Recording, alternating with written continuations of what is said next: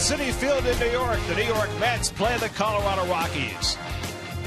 New York Mets baseball on SNY is brought to you by the NYCB family of banks. Is that good? By your Mercedes-Benz Tri-State dealers on the web at MBUSA.com. By StubHub, the official fan-to-fan ticket marketplace of the New York Mets. By Delta Dugout. Sign up today at Mets.com/Delta Dugout. And by Geico, 15 minutes could save you 15% or more on car insurance. Visit Geico.com for a free rate quote. The clouds have parted for the New York Mets, and they're back in town, back at Citi Field where they've thrived all year, and they come back to town in first place.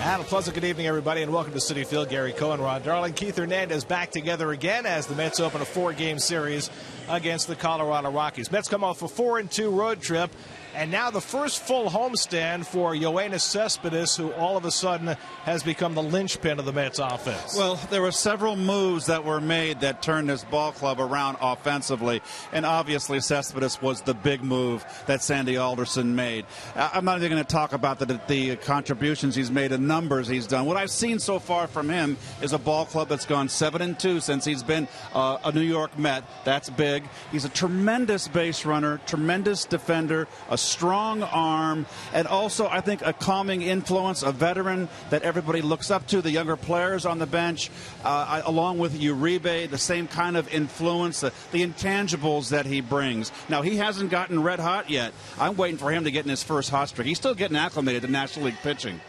And he brings a presence that the Mets might not have had before offensively, much like Keith Hernandez might have in his midseason acquisition. Well, he did not come with any egotistical entourage. This guy just came into Terry Collins' office and said, listen, I'll play left field, I'll play center field, I'll hit anywhere you want. We hear all the time about five-tool players. Very rarely do we see them, and I'm almost ashamed. I always thought he was just a good offensive player. He's not. He can do it all. I'm waiting to hear about Keith's egotistical entourage. Meanwhile, the Colorado Rockies come to town. First time the Mets have seen them all year.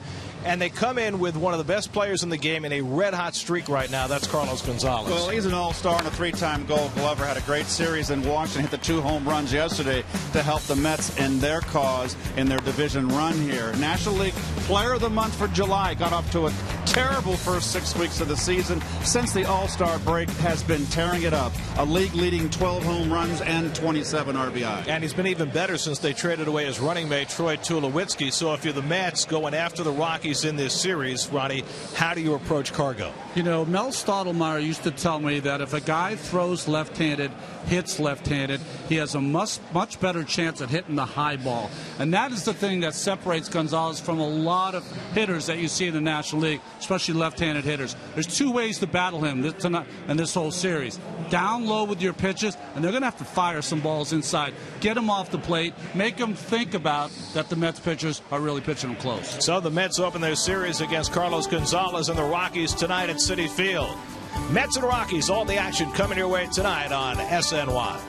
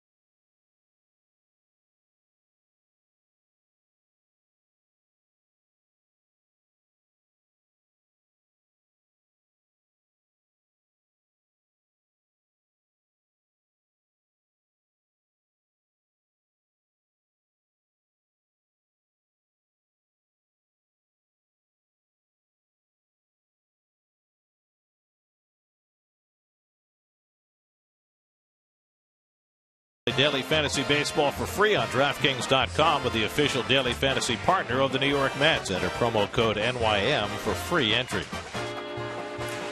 Get to Citi Field for your chance to see the Grammy Award-winning Zac Brown Band take the stage Friday, August 21st and Saturday, August 22nd as part of their Jekyll and Hyde World Tour. Purchase your tickets at Mets.com/ZBB. Your T-Mobile Data Strong fan of the game photo comes from Rob. Those are two adorable kids posing with that big-headed Mr. Met. John Neese, 11 starts, 10 of them quality over the last 2 months. Jonathan Neese, the thing about Jonathan, 10 games started, earned run or less. Talk about those 10 quality starts. I think right now, Jonathan throwing the best baseball he's thrown all season long. Comes off a terrific outing in Miami, his last time out. Michael Kadire back from the disabled list tonight. It's the Mets and the Rockies. First pitch is coming right up.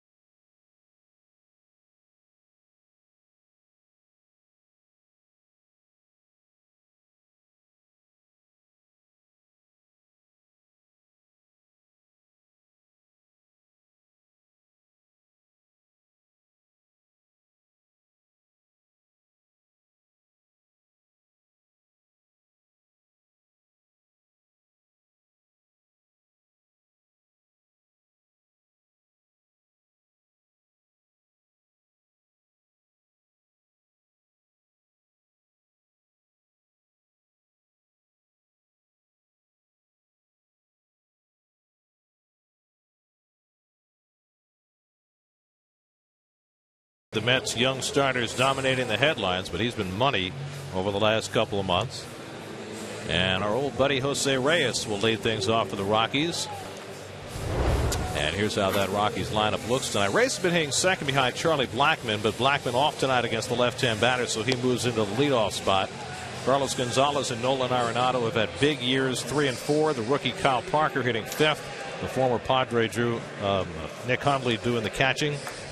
A mostly right-hand hitting lineup tonight against Neese. Well, the Jeep numbers on Jonathan Neese really don't tell you how he's pitched of late. 7 innings against his last start against Miami. Only gave up a run, and the Mets rallied late to give him a win. Reyes, 10 games in a Rockies uniform, gets a nice hand as he steps in. Reyes returning to Citi Field in a third different uniform. First pitch from Neese, a fastball in for a strike, and we're underway. Jose, in his career in this ballpark as a Met, hit .319, but as a returning player, just .119. 5 for 42 as a Marlin and as a Blue Jay, and now appearing for the first time here as a Rocky. That was interesting. He took a peek at Murphy, who was playing back, And as he shortened up the bunt, Murphy came charging in. 1-1 to Reyes. DJ LeMahieu on deck, and then Carlos Gonzalez. And Reyes breaks his backs, but finds the middle of the diamond, and he's got a leadoff hit. Takes a wide turn against Cespedes and holds on there. So Nice gives up a broken bat hit to Reyes to start the night. Let's take a quick look at your Metsy defense, brought to you by Lexus. Conforto out in left field. We got some left-handers coming up, so he's going to have to make some hay tonight. Kelly Johnson from right field back to his natural position at second base, and Darno behind the plate. Interesting that Michael Kadire is not in the starting lineup, returning from the disabled list. It looks like he'll be more of a platoon player in his return. Michael Conforto stays put. Eric Campbell goes back to AAA. There's Kadire, who will probably start the next 2 days with lefties pitching for Colorado as LeMahieu fouls off the bunt attempt. Well, there was some chatter that Conforto might go down and not Campbell, and we were kind of, Ronnie and I, down during your little hiatus, Garrett, when you took a little break, much needed one. You look terrific. Much needed. You look terrific, by the way. We were hopeful that Conforto would stay. Was I looking a little pale to You you? were looking a little haggard. Haggard. Went right past pale. Reyes is picked off. Duda makes the throw. The tag by Tejada, and Reyes is out. And that's the first out of the night. Reyes taken off too early against Nice and caught stealing 1-3-6. Watch Lucas come to the ball and get rid of it quickly, because Reyes has got so much speed and so explosive. As a first baseman, you want to come get it. It also opens up an avenue for your throw. And that's a big OUT. Fifth time Reyes has been caught this year. He's got 18 steals and a nice little die job there. LeMahieu takes one off the plate. 1-1. DJ LeMahieu having a breakout season. Won a Gold Glove last year, but having by far his best offensive season this year. The former Chicago Cub. And he punches one down to Duda. And that's an easy second out for John Nice. You know, regardless what happens tonight, John Nice, and you said it in the open, Gary, has been under the radar gun. Everybody else, this standing room only Broadway starting rotation. Yeah. And John Nice has been pitching great now for 2 months. Well, here's Carlos Gonzalez, who got off to a miserable start this year, but he has just been tearing it up over the last month or so. Since the All-Star break, he's got 12 home runs, which ties him with Nelson Cruz for the most in the majors.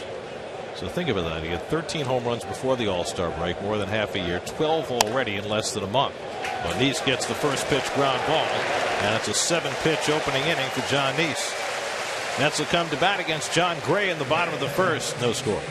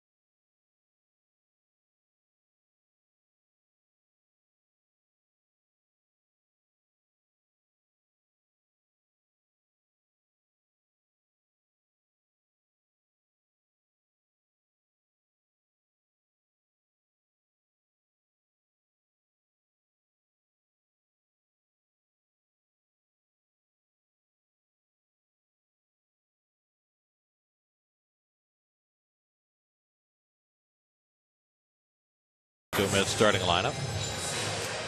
With Murphy in the 2-hole. Kelly Johnson at second base. Conforto hitting 7th in front of the pitcher, and Tejada in the 9 spot.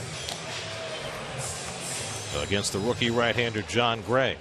Well, Rocky fans have been clamoring for John Gray. The Toyota numbers, only one start in the major leagues. He's the 18th Oklahoma Sooner to be drafted in the first round. In his draft, only Mark Appel and Chris Bryant were drafted before him. Granderson hitting .312 over the last 22 games. 6 leadoff home runs already this year, which ties the Mets club record held by the leadoff hitter for the other team, Mr. Reyes. And the first pitch fastball from Gray in for a strike. And a big shift again for Curtis. We saw a lot of that in Tampa. Tampa really used the shift a lot, the extreme shifts. Rockies are a shifting team. It's interesting. You look around the National League East and you don't see as many shifts as you do when you face the teams from the other divisions and the American League. It's Walt Weiss. My man. Solid on down? Oh, he's a solid man. From Suffern, New York. Orange County. 1-2 to Granderson with Murphy and Cespedes to follow. Well, Keith, you'd love Walt Weiss. He'd be one of your favorites.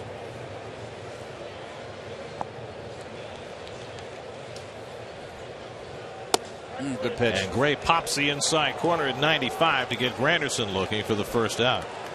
Chad Fairchild and this crew does have a very aggressive strike zone. They're going to call him. Granderson thought that was inside. Could have a Gray. Chad Fairchild, if you'll recall, ejected Terry Collins from the Mets' first game after the All-Star break in St. Louis. What looked like ball 4 to Lucas Duda, called the other way. 3-0 pitch. Well, Terry had to go out and protect Lucas. He never complains.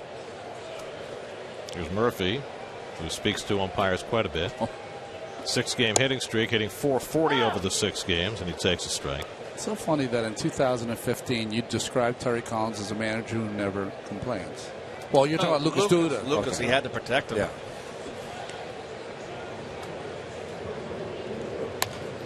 Little number past the mound. Arenado lets it go for Reyes. Was it a good decision? It was. Reyes throws him out, 2 away. Arenado, the Gold Glover, backed off that ball.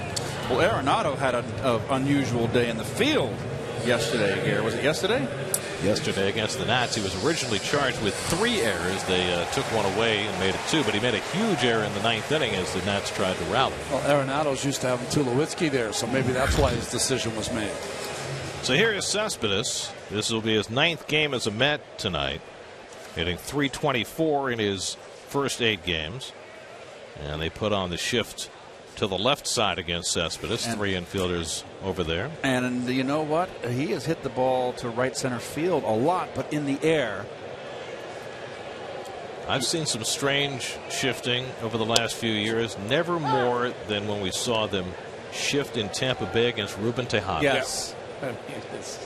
I mean, that's incomprehensible. Yes, I agree. Should be a fine.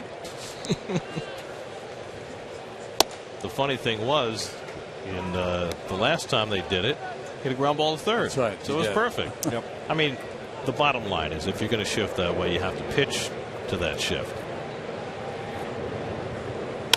Cespedes lifts one to shallow right. Long run in for Gonzalez, but he'll get there.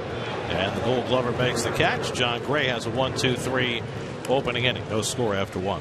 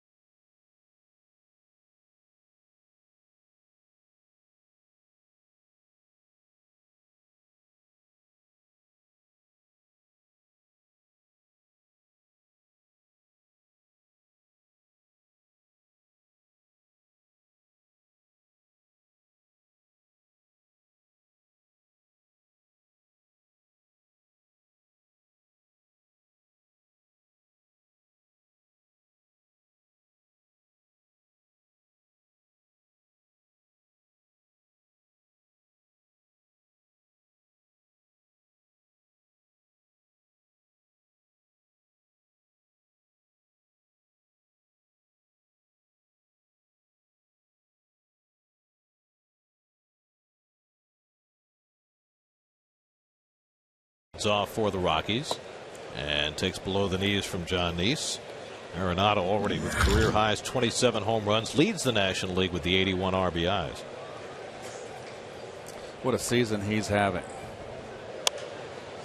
Popped up. Duda has to retreat. And a nice running catch by Duda in foul ground for the first out.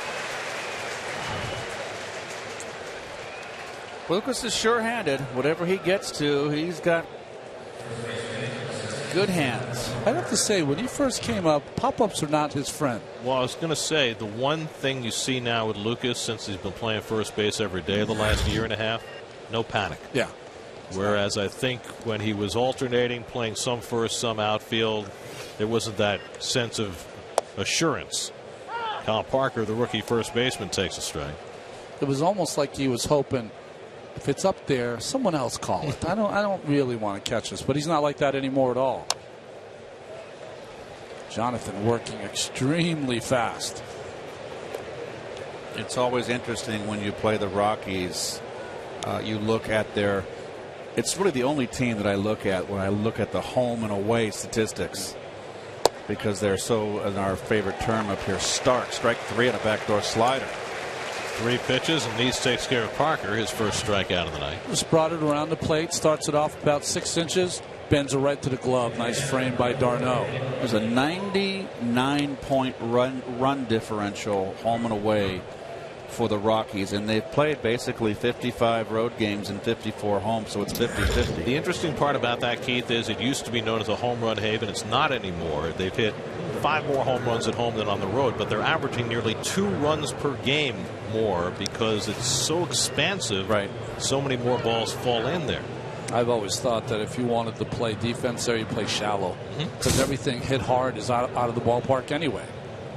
Well, that's what they did early in their franchise.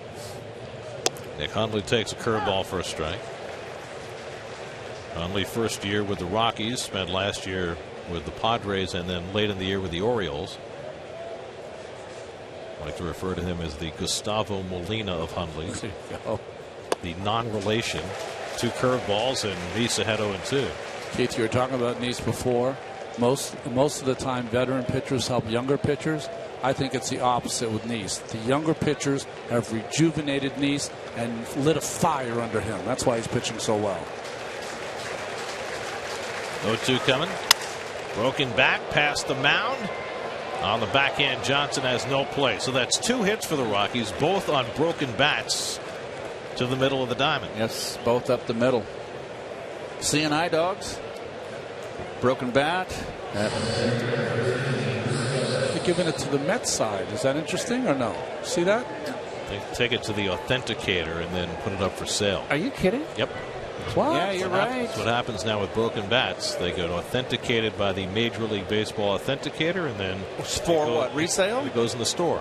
Oh, come on! Goodness. What's that SI thing? Armageddon's here when? The apocalypse. Out of the apocalypse. Drew Stubbs, the former Cincinnati Red, former first-round draft pick, spent some time in the minors this year. This is a guy who, when he was first drafted out of the University of Texas, everybody said he was going to be a superstar, power and speed, and he's got both, but has never hit enough to make it stick. Oh, he's just one of those guys that can run, a good defender, and just hasn't been able to hit. Keith, how many guys have you seen? You started out as a high school player. I've seen having to pitch to them. You spin the ball, you can't hit it. You know, that's the whole thing. You got to be able to hit that breaking ball.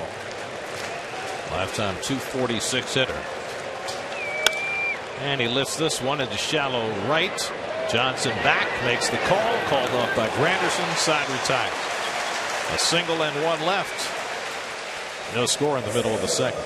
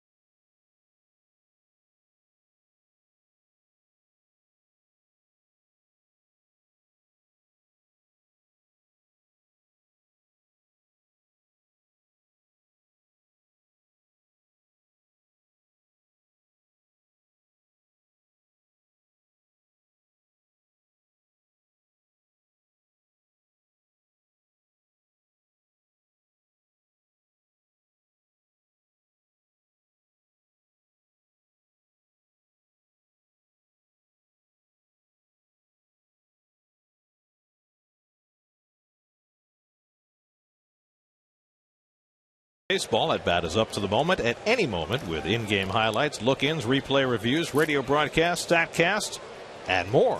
Get MLB.com at bat for your smartphone or a tablet. Who are the G's? I don't know. Lucas Duda leads off in the home second against John Gray. And takes a breaking ball for a strike. Lucas did not have a good offensive series in Tampa. He's been very hot and cold. Boy, when he's hot, it's scalding. Duda, the last homestand, was raging hot. 7 home runs in 6 games, matching Frank Thomas's record. It's cool how we tried to antiquate the Duda card to look like Frank Thomas's card. I like that. That's, of course, the original Frank Thomas's. Duda called out on strikes, a borderline pitch called by Chad Fairchild, with whom Duda has had disagreements before. It's the same pitch that was thrown to Granderson. Correct. So as a hitter, I don't see the catcher trying to bring it back in, Ron. Do you? Let's see. That's okay. It's too close to take. It's he's getting a close call inside. That's what you have to know if you're a lefty. That's exactly right. So 1 out and nobody on. Now Kelly Johnson. Johnson playing in his 12th game as a Met. He's hitting 176 since the trade from Atlanta. And he gets one up in the air to shallow center. And Drew Stubbs right there waiting. And quickly there are 2 out. Well, we didn't forget, folks. We're going to give you the defense for the Rocks. That's Coors Light, Rocky Mountain High. Drew Stubbs in center. The big guy out in right field, Cargo. Gold gloves on the infield. 2 for Arenado at third base. LeMahieu, the Gold Glove last year, and this is journeyman Nick Hundley behind the plate. Here's Travis d'Arnaud. Still trying to find his rhythm coming off the disabled list. 4 for 23 in 6 games since returning. And he blasts one to deep left field. Back goes Barnes to the warning track. Looks up. And it's out of here. There's some rhythm. There you go. Travis d'Arnaud with his 5th home run of the year. His first RBI since coming back from the DL. And the Mets have the early 1-0 lead.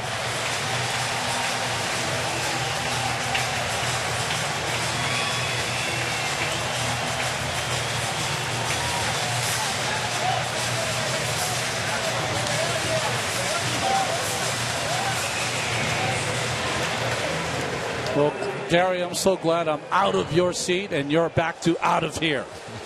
Fastball inner half. And d'Arnaud, a little bit of a sluggish start. Missed a lot of playing time, folks. We mentioned it down in Tampa, Ron and I, when Ron was doing that splendid play-by-play. He's only, this is his 26th game. Conforto lifts one to center. This one's playable for Stubbs. And that retires the side, but Travis d'Arnaud gets the Mets off to a fast start. His first home run since June the 20th in Atlanta. First pitch swinging. First home run John Gray's allowed in the major leagues, and it's d'Arnaud giving the Mets a 1-0 lead.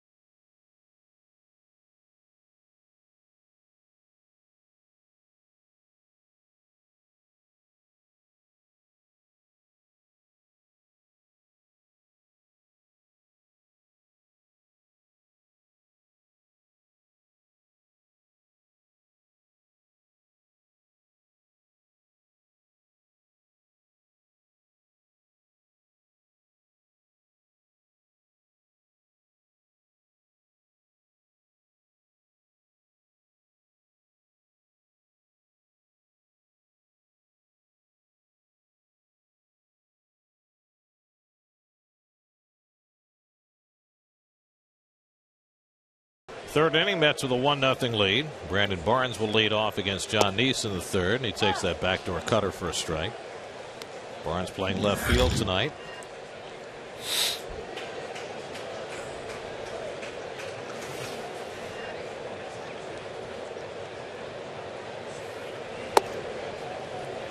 Ball and a strike to Barnes, former Astro. Oh, he's all inked up. Serious.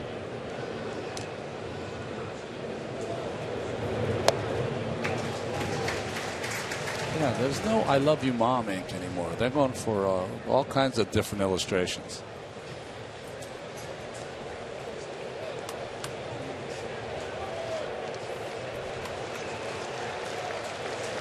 1-2 from Neese, and Barnes takes the fastball away. The pitcher, John Gray, on deck, and then Jose Reyes for the Rockies in the third. John's got a little giddy up on his fastball today, throwing 90 right there. Usually John's around 88, 89. It's really a beautiful night tonight. Enjoy it while you can. I hear you that tomorrow's supposed to be a very bad forecast. Heavy thunderstorms and high winds. Weather was gorgeous here all weekend. Sorry you missed it. 3-2. Foul back.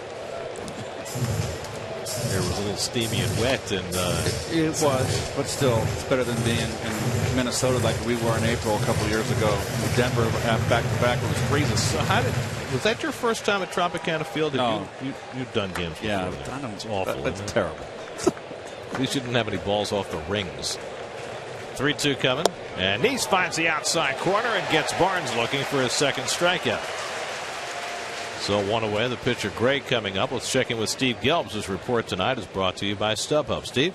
Well, guys, you were inquiring off air, no one else could hear it, but I did, about where all this memorabilia collected in game goes, how much it goes for. We've had 2 broken bats already tonight, the Hundley bat and this Jose Reyes bat right here. You can see the crack right down the middle over on this side. And this puppy right here will cost you about $500 to $600. The Hundley bat, a little less profile, lower profile, that'll go for about $100. The Mets do this internally. My man behind me, Mike, he authenticates everything, gives it to the Mets memorabilia department. And then on the field level, there's actually a shop where you can go buy some of the stuff. Anything they don't sell at the shop, they put online for auction.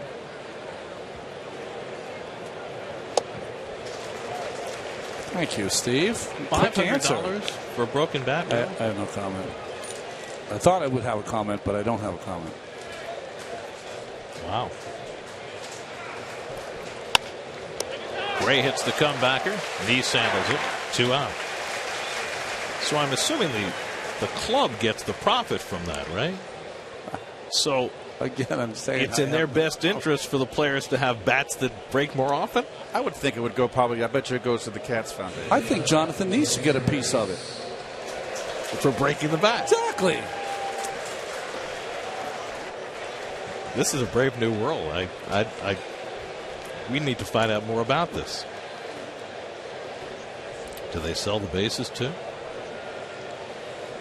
Game used? But those don't belong to any particular player. You know what I'm saying? It's the player's bat. Yeah. He gets it from the bat company. Well, he breaks it, and then how does it then become the team's possession? Correct me if I'm wrong, Keith. I used to see players break their bat and take the bat back on the bench and look at it. Where did I hit it? How did I break it? You know, where did the pitch hit on the bat? You know, you look at it like that sometimes. Those were the 210 hitters. 210. You didn't need any of that post-mortem, right? Reyes had a broken bat hit, leading to our report from Steve, his first time up.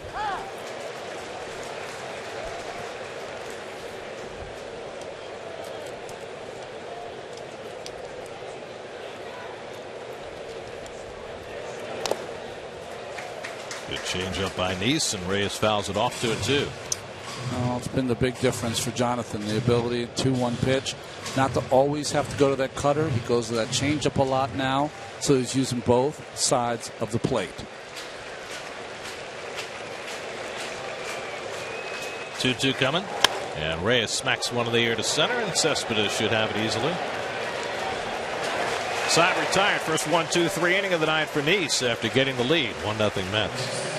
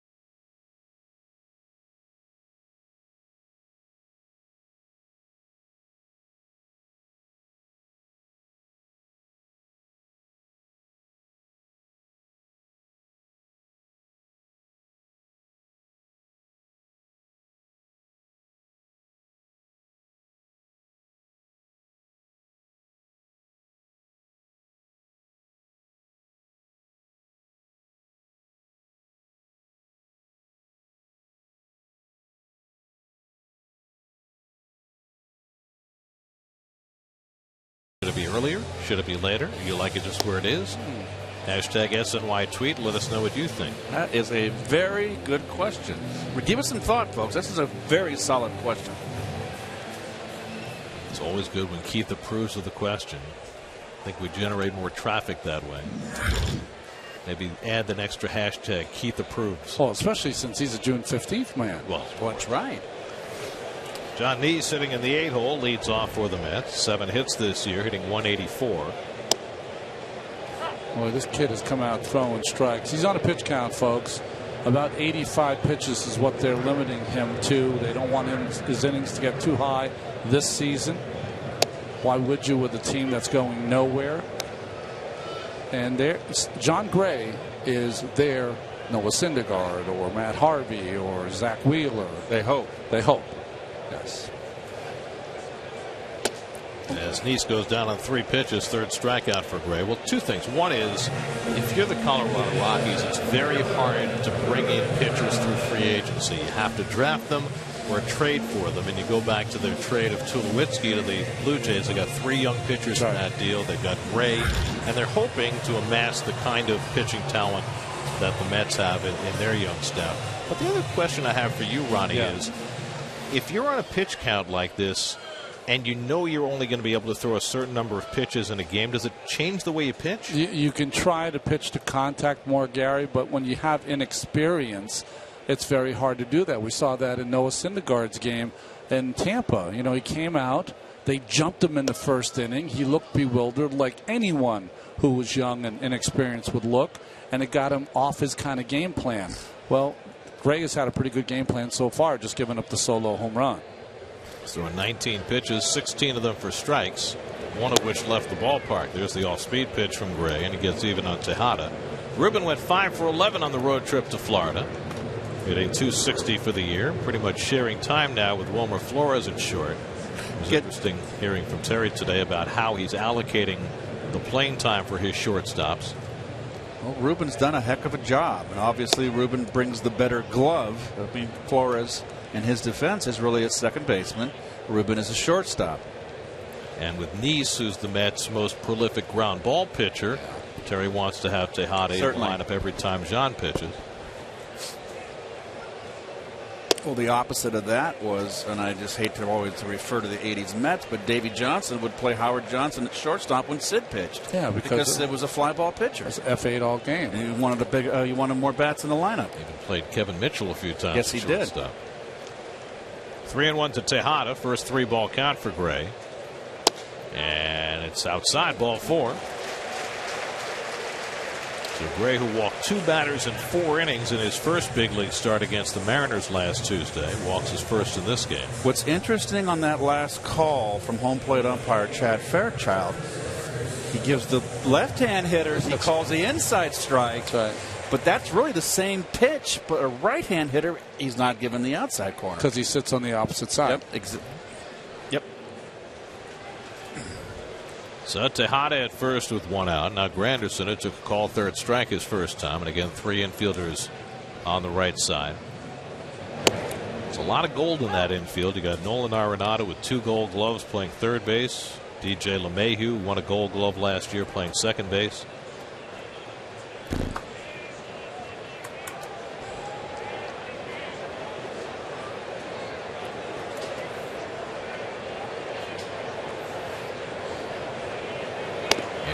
In Arenado's case, he is a prodigy of rare vintage. Only 5 players in history have won gold gloves their first 2 seasons. Frank Malzone was a Red Sox, was he not? Yes, he was.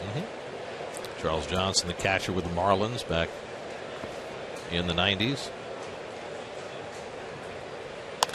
Granderson hits one to deep right center. Back goes Cargo to the warning track. And right at the wall, he makes the catch. And back to first goes Tejada. Granderson giving one a ride, but Gonzalez able to make the play for the second out. Made it easily just at the end of the track there at the base of the wall. I think he got a little bit towards the end of the bat. Piece of cake for the Gold Glover. He's won 3 gold gloves, but he won all of those, correct me if I'm wrong, in left field. Yes, he did. Yes, he did. I think he just got under it a little bit too much. That he was not jammed. He was not off the end of his bat. Of course, in those years, Cargo was playing left. At least for part of the time, they had Michael Kadire playing right field. Here's Murphy, who grounded to short his first time, and he pops one straight up. And Arenado will take charge of it, and that retires the side. So a walk and one left. After 3 at Citi Field, John Neeson, the Mets, up 1-0.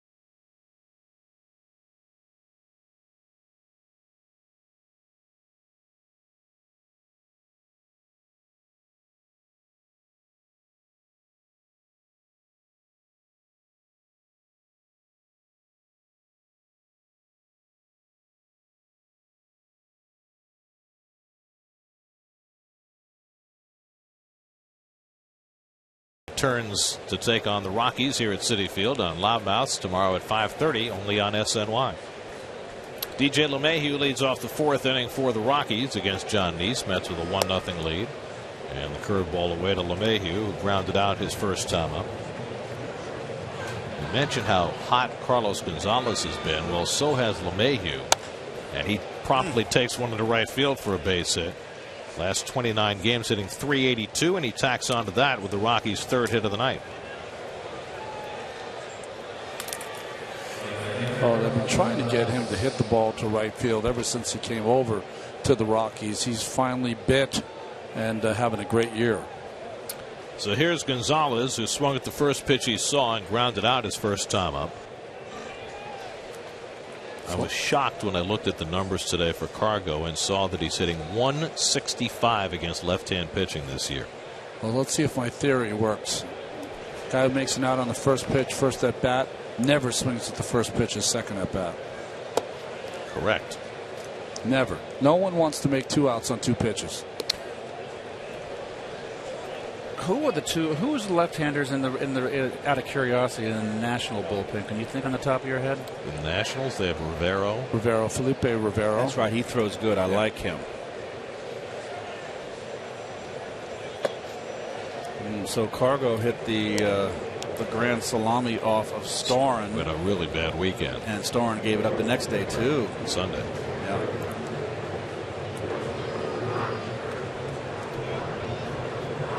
They are off on the West Coast. In L.A. tonight with Gio Gonzalez pitching for the Nats. They got a tough one. And what I like about this trip, Gary and Ronnie, I think will agree, always liked being back east while the other team is waiting 3 hours behind you and throw a W up on the board while they're taking BP. Let them stew. But what if you lose? Well, that's the point. You got to win. So it still puts the onus on you either way, right? You're talking to 2 ex-players. We don't even think that other way. That's right. But you're right. You're right. Because I remember being on the West Coast and in a stretch run and look up and the teams that we're competing against Brago drives one to the gap in left center field, and that ball is out of here. Wow. A line shot over the orange line for a 2-run homer, a bullet off the bat of Carlos Gonzalez for his 26th home run. And the Rockies go in front 2-1. Man, is he sizzling hot. That's a bat I would authenticate. Gary, can you repeat what he's hitting against left-handers? Better now. That is impressive. I have to see this again, because this is a line drive into left center field, folks. Off the plate, ball's away, and he rips it. Well, he's got a beautiful swing. Got that great backspin on it, and it just carries. Wow. So he had 13 home runs before the All-Star break, and now he has 13 home runs after the All-Star break. His plate coverage is, to me, truly amazing. That ball's on the outer part of that plate. No, his swing reminds me a lot of John Olerud. Long but level, huh? Boy, oh boy, that was a sweet. I've always loved his swing. His problem is staying on the field. That's a good call right there. I had never thought about that comparison before, but you're right. Yep. He looks a lot like Olerud coming through the zone.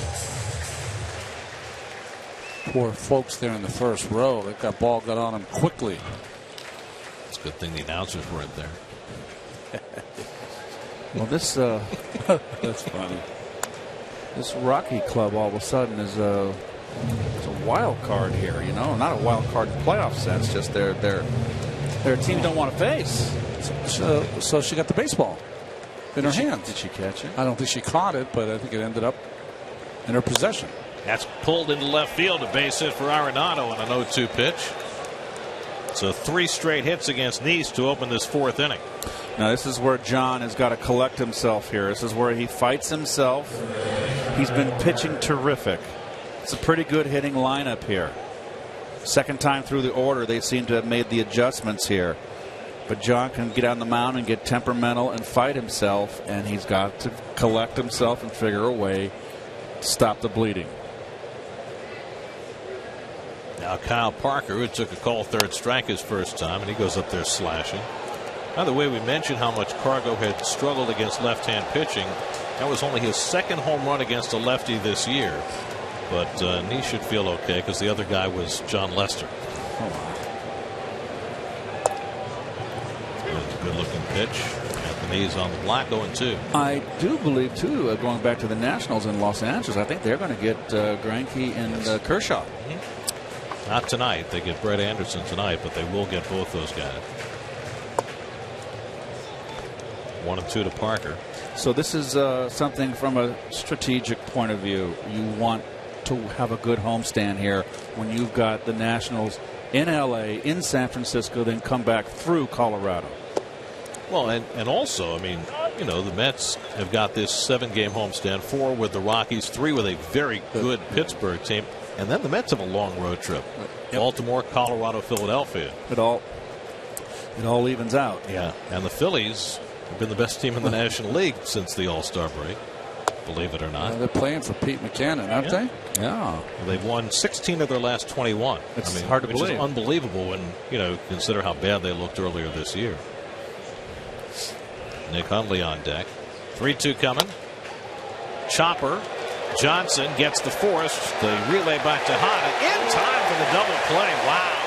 That ball was not hit hard at all. I don't think they turned it. There's Walt Weiss is at the top of the steps. He's going to have someone look at this. We'll take a peek. Oh, it's close. Nice. I thought he was safe by a lot. Steps on the bag. We'll see it right here. It's not even. You can see the white coming. Boom. Yep. Done. They're going to overturn that. Sam Holbrook, the first base umpire, and the Rockies are going to challenge and undoubtedly will win the challenge. I'm writing fielder's choice in already. I have never in a season seen umpiring at first base so brutal. I mean, I'm sorry to use that word. Well, I'd have to say a couple of years ago we saw missed calls like this often, and it's one of the reasons why we ended up with a replay system. And what's been nice the last few days is that they've been very quick at making the calls, and this shouldn't take more than 30 seconds. Yeah. All they'd have to do is look at one replay. Play under review brought to you by Mazda Driving Matters. I mean, this should not take more than 10 seconds. Look at the replay. Boom. Overturn it. You go. You still see White. And they did. And you see, it's so quick because it is a Mazda. Play under review. Mazda zoom. I really like what you did with that. So.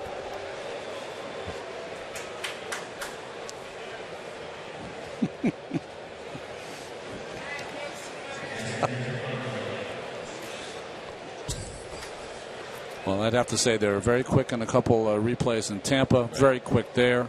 Love to see that. Good job, Parker. Kudos to Ted Barrett and Mike Winters, who are the crew chiefs in the bunker this week.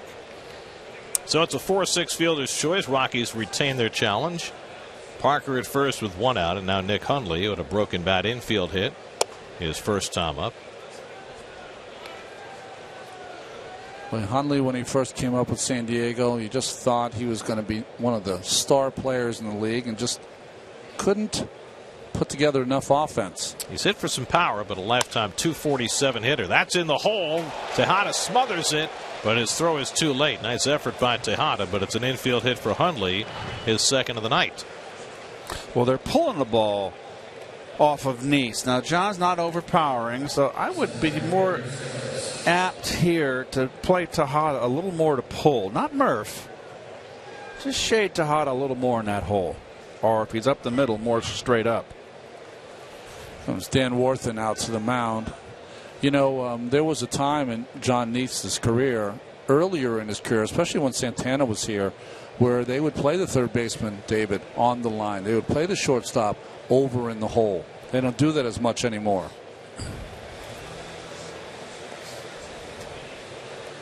Four hits in the inning against John Neese.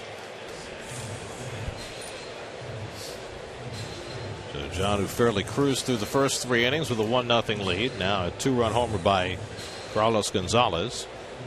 And a couple of men on for Drew Stubbs. During today's game, you can get interactive with SNY Game Day on SNY.TV, featuring pitch-by-pitch coverage, player cards, and in-depth stats. Check out SNY Game Day on SNY.TV, your online home of all things New York sports. Stubbs slide to right his first time up. Tough man to double up even from as a right-hand batter. He could just fly down the line.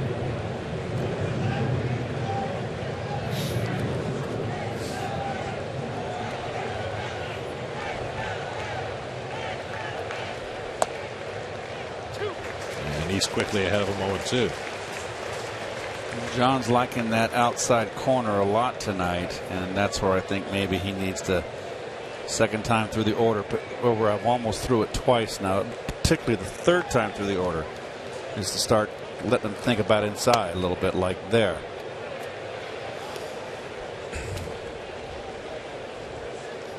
Brandon Barnes, number 8 hitter on deck.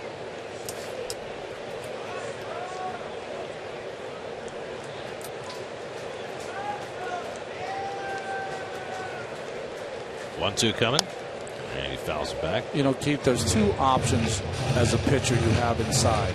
You can make the hitter wary if you can throw strikes inside that are called. That really gets their attention. Or you get a little chin music or dance them off the plate a little bit. That'll get their attention also. Or just miss it by a couple inches and put something extra on it. That'll get someone's attention. I mean, the hitter does not know that if you're trying to make a statement inside and you want to miss in, the hitter doesn't know that. He thinks you're trying to throw it for a strike. Well, right there you saw Darno calls the fastball in. He wanted the ball up in the strike zone to Stubbs. He threw it down.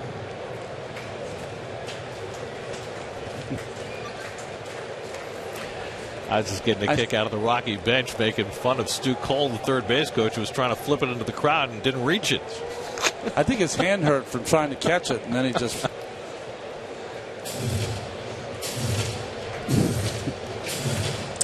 Coaches get no respect. They get none.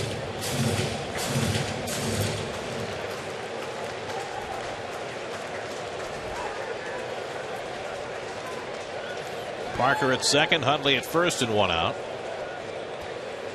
And Stubbs takes strike 3 call. Good looking fastball by Nice for his 3rd strikeout of the night. Fastball inside. Darno not set up in. Just got the inner half. Boy, that's too good of a pitch. 2 strikes to be taking, I would think. Oh, it's right down the old split the plate. It's like the right down the Piperino. I don't mean pepperino. No, as in pizza. It's right down the pipe. Pepperino? It's Brandon Barnes grounding one down to Murphy, and he gets the force to end the inning. But the Rockies go in front. Carlos Gonzalez steaming hot. The guy you don't want to beat you. Well, the laser beam out of the ballpark for his 26th puts the Rockies up 2-1 in the 4th.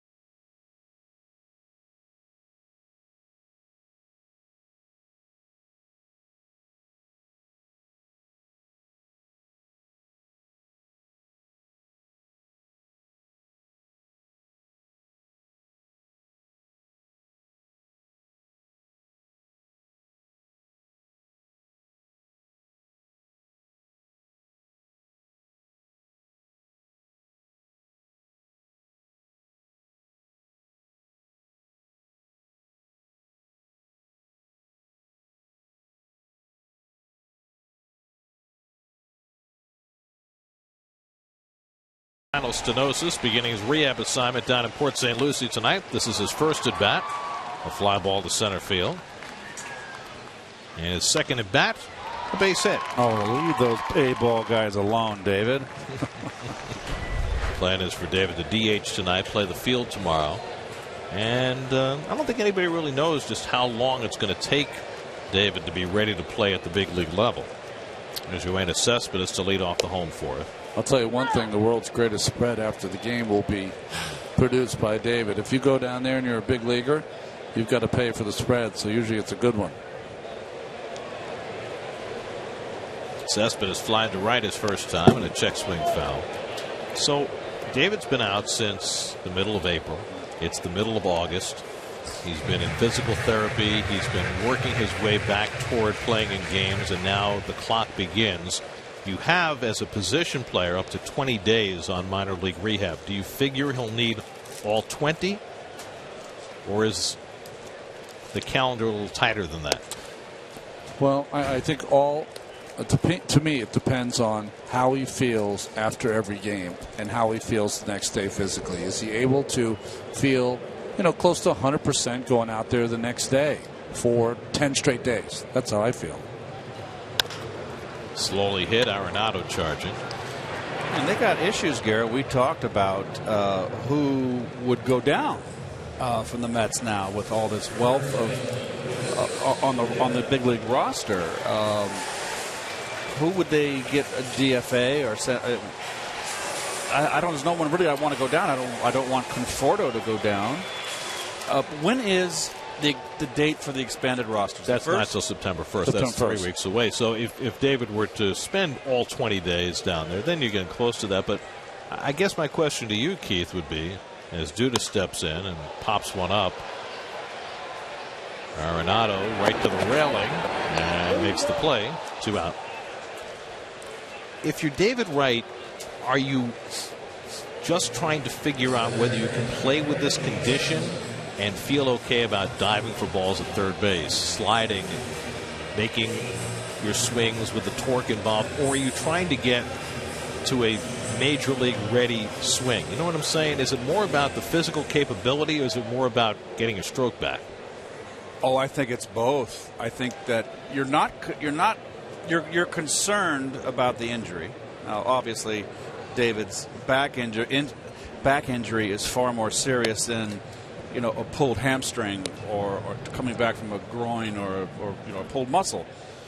I think as a player, when you're rehabbing, you don't think about re-injuring it again. I think you just go take it a day at a time, how it feels, and you do both. I mean, you're there to get your swing back.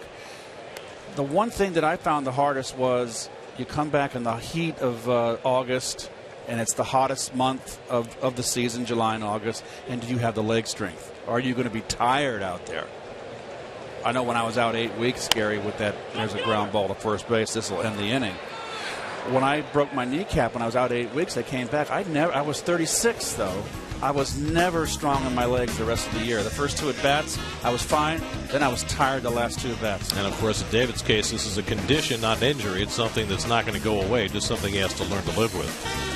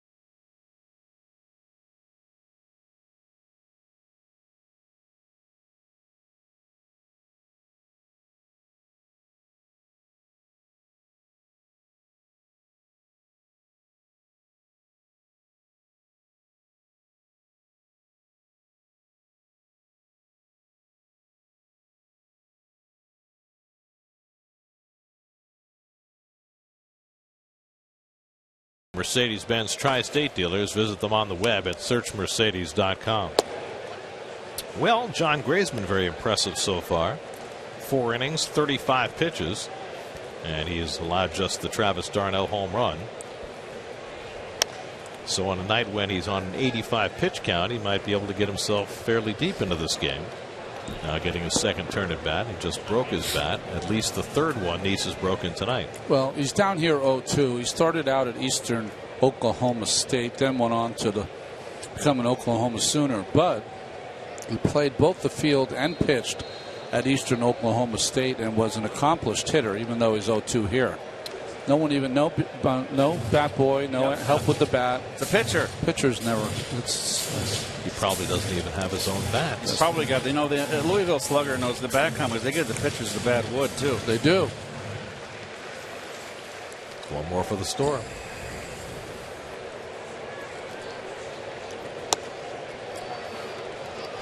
One and 2 to Gray, who grew up in Oklahoma, dreaming of being a Sooner football player like every kid growing up there. Realized he had baseball talent and quit football his senior year in high school. And he goes down swinging. The 4th strikeout for John Neese tonight. So 1 out and nobody on. Now Reyes. Well, here are the numbers on the 2 cornerstones for the Mets since Reyes left and signed with Miami. First number jumps out at me. Do you ever think that Reyes would have played in 65 more games than David Wright? Certainly nobody thought that at the time. Reyes now in his 4th year of the 6-year, $106 million deal he signed with the Marlins.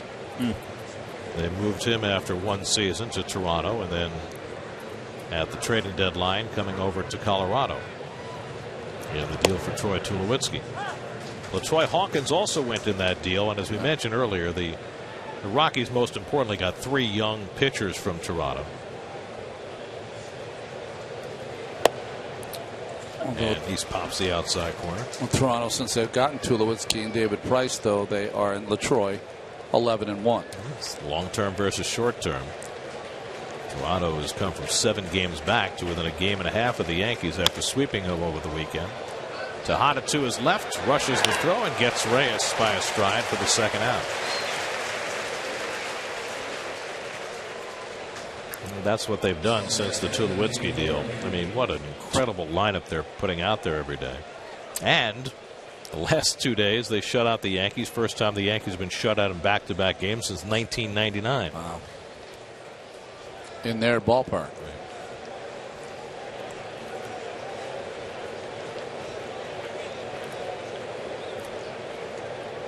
DJ LeMahieu had a base hit to right field in front of Cargo's home run in the 4th.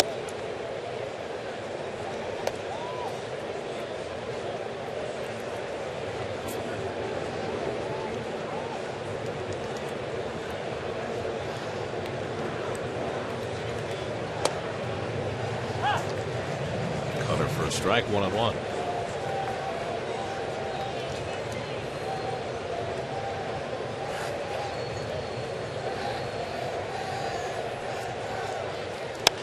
And the curveball lifted to right. Granderson right there. And John Neese has himself a 1-2-3 top of the 5th.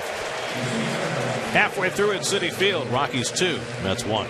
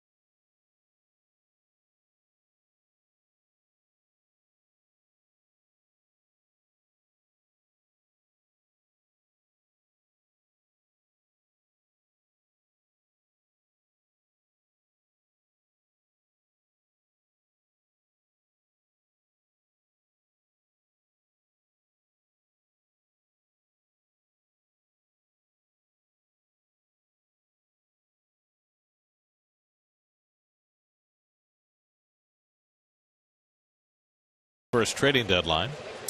And let's see some of your thoughts. It's a misnomer. Well, that is true. There are trades in August. One trading deadline, August 31st. That's what B. Scala wants. We have a few more thoughts coming. First, Travis d'Arnaud homered his first time up today. Travis has the only hit for the Mets tonight through 4 innings against John Gray. His first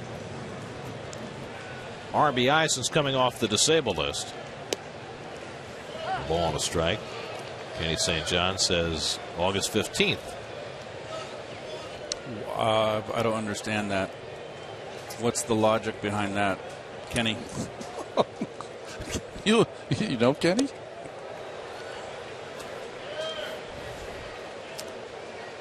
Trading deadline should be just after the All-Star game, so that would be a little bit earlier, maybe 10 days earlier.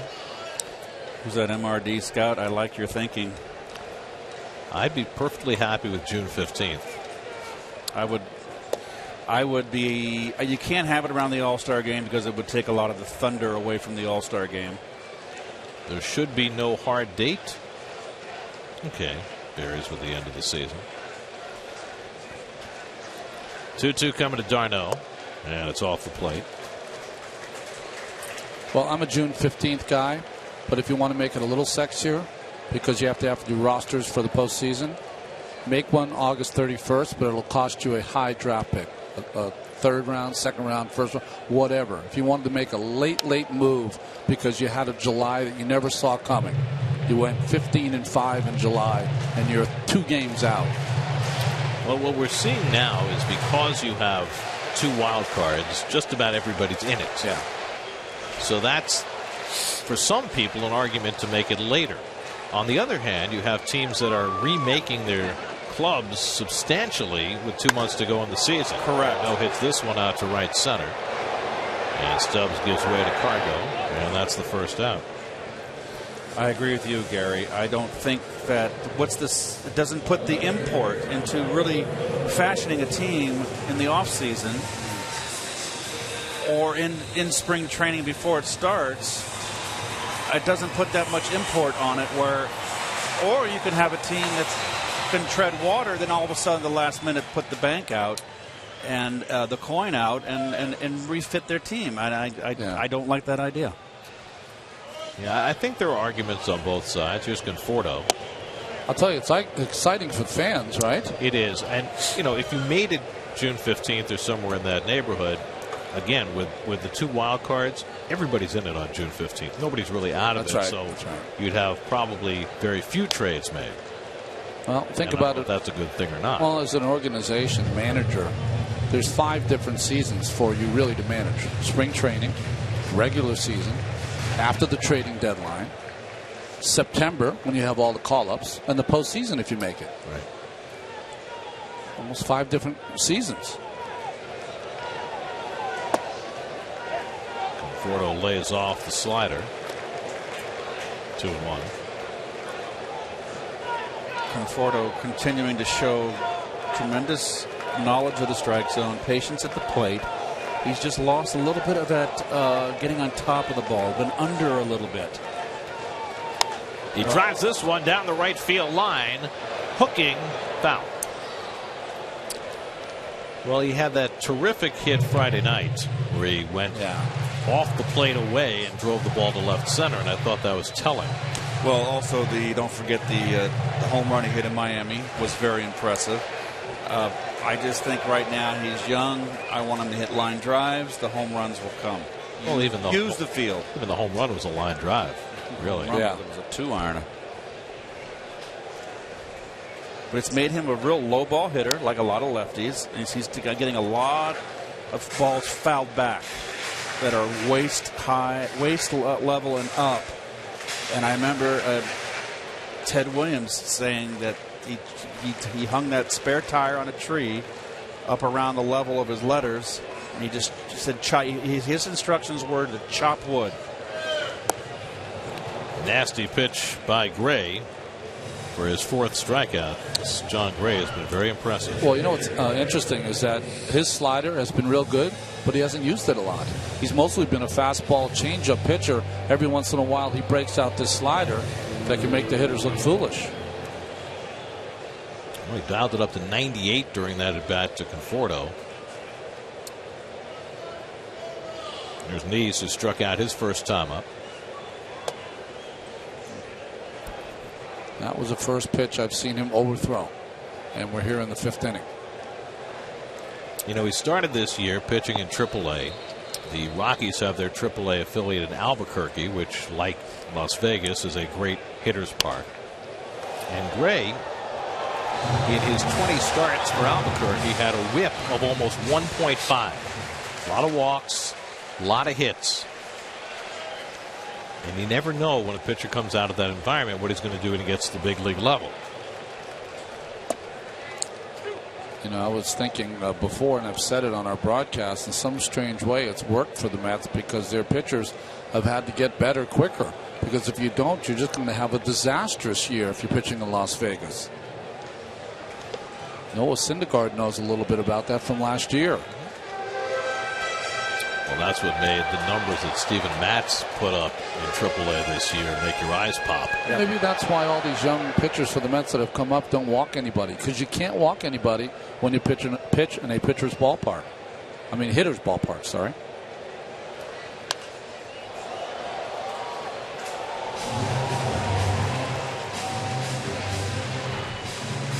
Well, speaking of Steven Matz, this is today.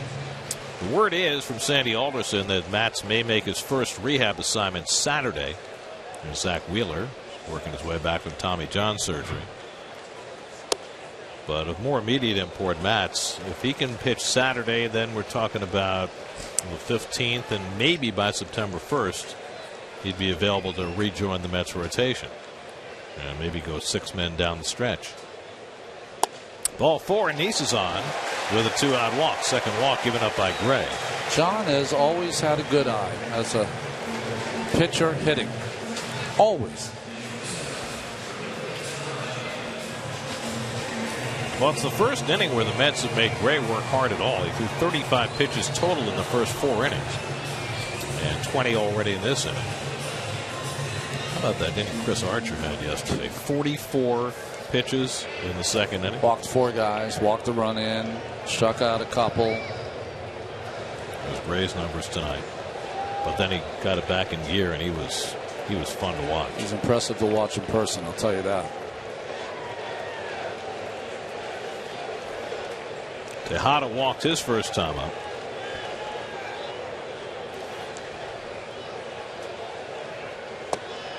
Goes after that first pitch changeup, 0-1. Nice change. You know what you're thinking as a hitter? Just walk the pitcher, you're going to get a first pitch fastball. He didn't.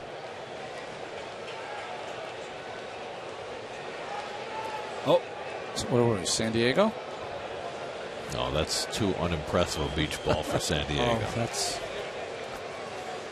San Diego. The beach balls come with 4-wheel drive. It's a little Lilliputian. That's what the ball looks like when it comes to cargo when he's hitting. About that size. Yes. Be hard to hit. Very that. good, Ron. Be hard to hit that one a long way. Once you get the gist, though. Yes.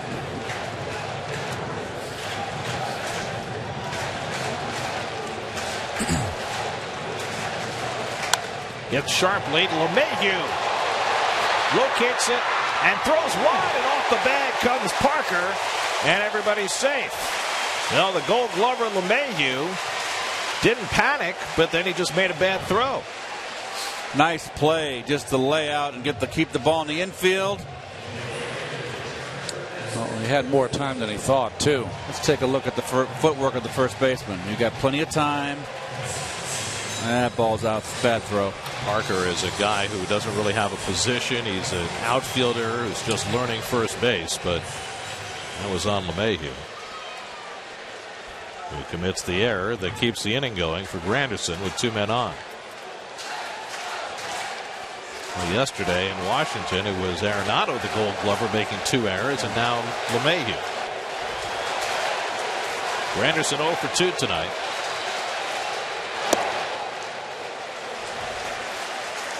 Curtis has taken a call, 3rd strike, and hit a long fly ball to right center that Gonzalez ran down.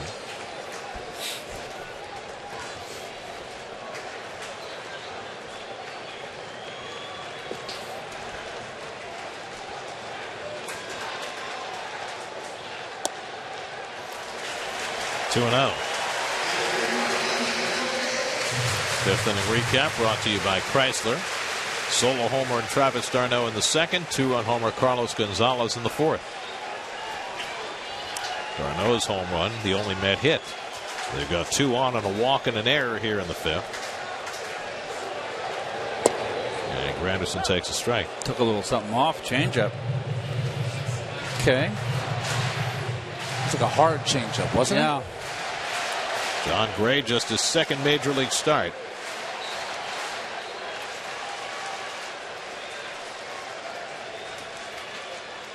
Pitching with a runner in scoring position for the first time.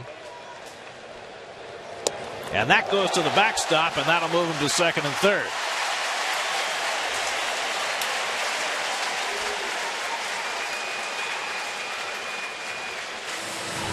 A little bit of overthrowing here. I said in the Jonathan Neese at bat, was the first time I saw him overthrow in this entire game. You get a few people on base for a young pitcher, all of a sudden a little panic sets in. All you need here, a little base hit, take the lead. Wild pitch charge to Gray. 3-1 to Granderson with Murphy on deck. And Curtis pops it up. Arenado there.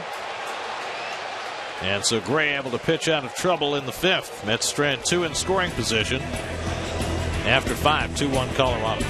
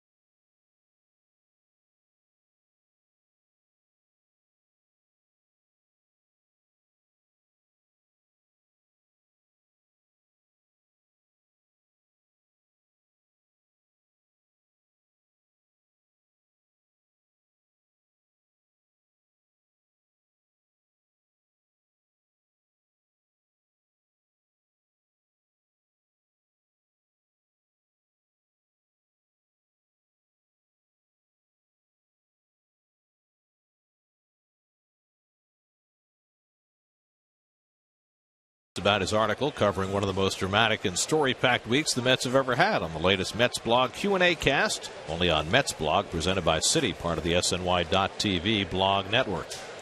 Soon, my friend, soon. Carlos Gonzalez is the difference in this game so far.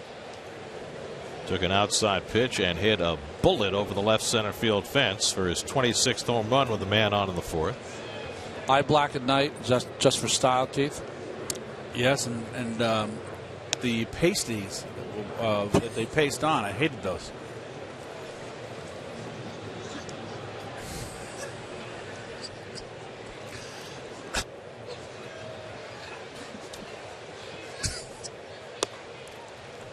So Gonzalez with the glue on eye black takes a strike. I think actually that's real eye black.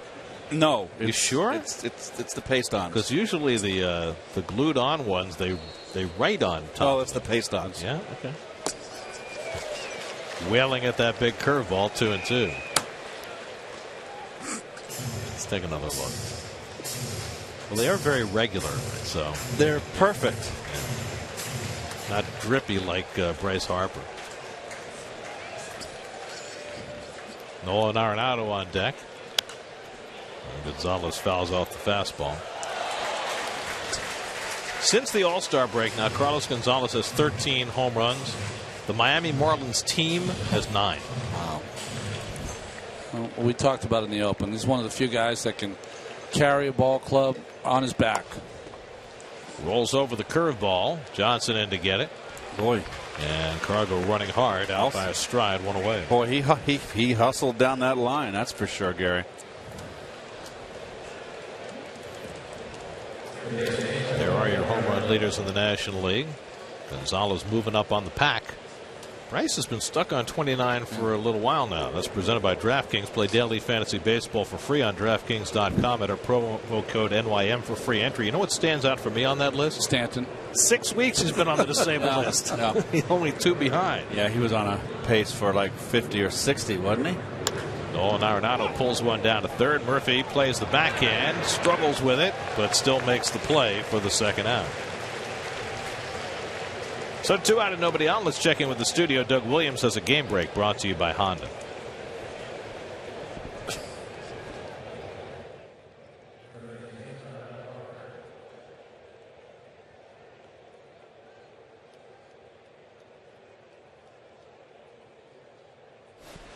Who's playing center field for the Dodgers tonight?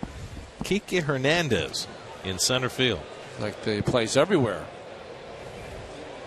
There's Kyle Parker, and he ropes one to right at Granderson, side retired. 8 in a row retired by John Neese. Maybe Lucas came off that bag a little bit to handle Murphy's throw. It's close. No challenge from the Rockies that time. Still 2-1 Colorado.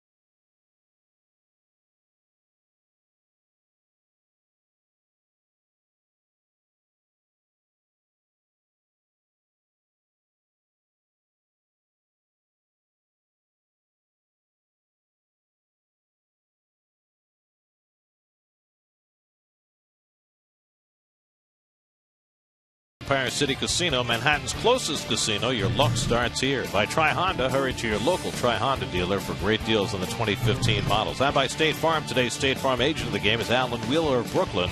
Contact Alan at WheelerAgency.net. Daniel Murphy takes a strike as we start the bottom of the 6th. John Gray's allowed just 1 hit over the first 5. Scott Oberg, the Yukon product, up alongside Christian Friedrich in the Rockies bullpen. We told you this young man's on about 80 to 85 pitches at 62 now, 64? 64. 64. Well, he's been impressive. He's walked 2, struck out 4, allowed the Darnell home run in the second, the only hit he's surrendered. Murphy's 0 for 2, grounded out and fouled out.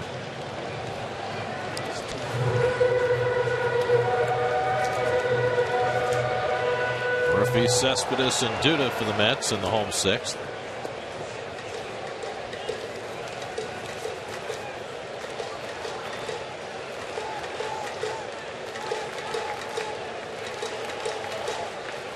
One-two. With a looper, shallow left, coming on is Barnes, diving to make the catch. Brandon Barnes with a nice play to rob Murphy, one away. Beautiful running catch there and diving. The tattoos did not get in the way of this catch. Nice play.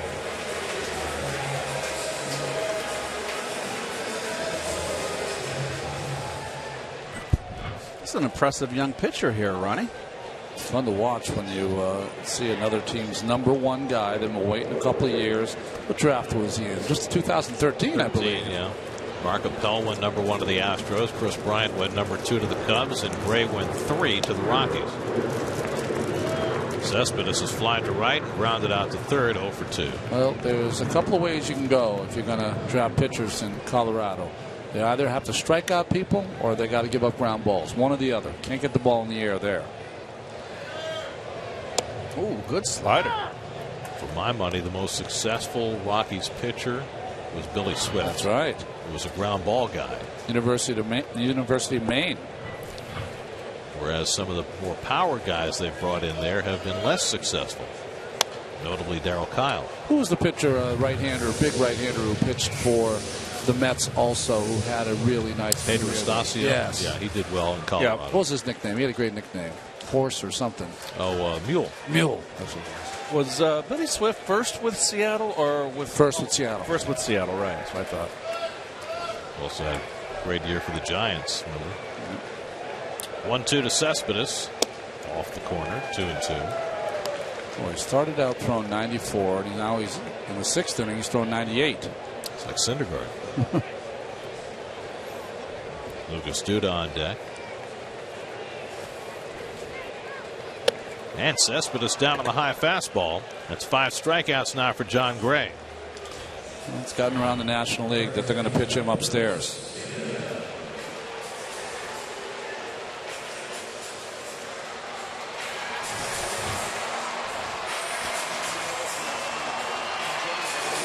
So 2 out and nobody on. Now Duda, who was 0 for 2 tonight, taking a call third strike and fouled out to third. Let's face lefties the next 2 days. Chris Russin tomorrow, Jorge De La Rosa on Wednesday night.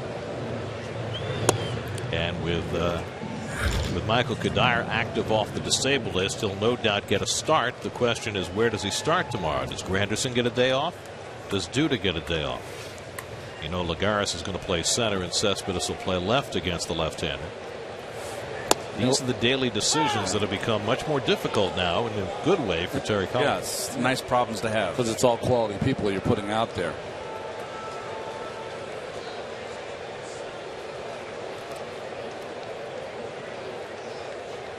Well, my feeling is if you're going to make a decision, you're going to also make it evaluated on who's the younger one. Lucas is a big, strong kid. Granderson, in his 30s, you might be more inclined to let him have a day off. Or you can play them both. Curtis has played every game this year. Right at the shift, Reyes is there. And it's a 1-2-3 inning for John Gray. 6 very impressive innings for John Gray in his second big league start. Just 1 hit through 6.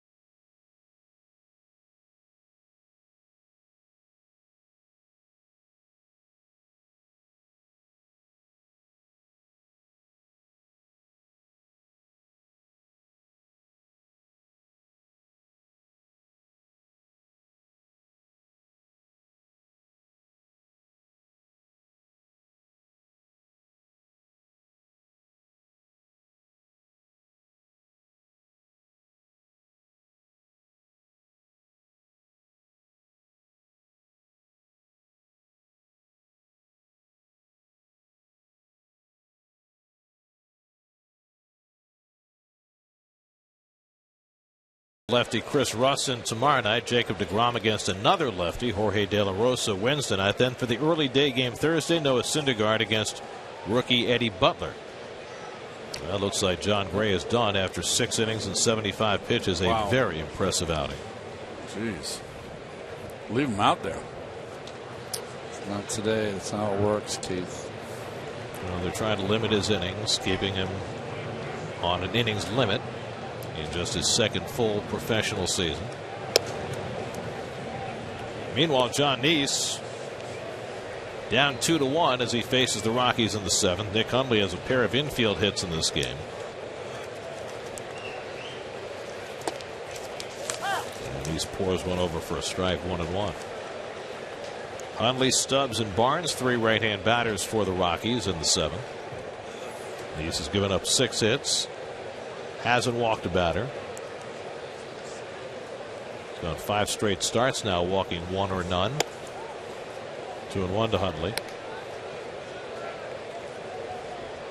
John, over his last 11 starts, is a 2.78 ERA, but just a 3-4 record. Yeah, not much to show for it.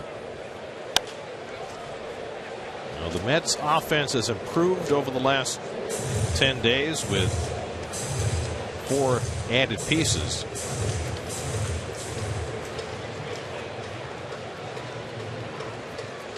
But he's still waiting for the payoff. He did get run support his last start in a 5-1 win over the Marlins. And waiting for it tonight.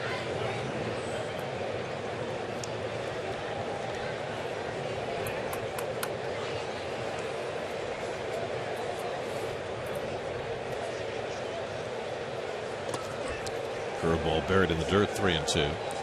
Well, there are the numbers since the Cespedes trade. Mets are 6-2, averaging 5.5 runs per game. They were averaging right around 3.5 before Cespedes arrived. 2-point increase. That's drilled to left. Conforto back to get it. 1 out. Conforto has made all the plays out there in left field. Boy, he did not come with a lot of good things said by scouts about his defense and his running. I don't know what they were watching, because this kid has done both. Whatever he gets to, he's sure-handed. He had the one in Tampa where he kind of fell on his keister after catching it, but other than that, he's looked awfully good. That's a dome stadium, so he made a play in foul territory there that I thought was outstanding. Well, just he did it in the Sizemore weekend. How about the catch Sizemore made against Flores? That was terrific. Over the fence.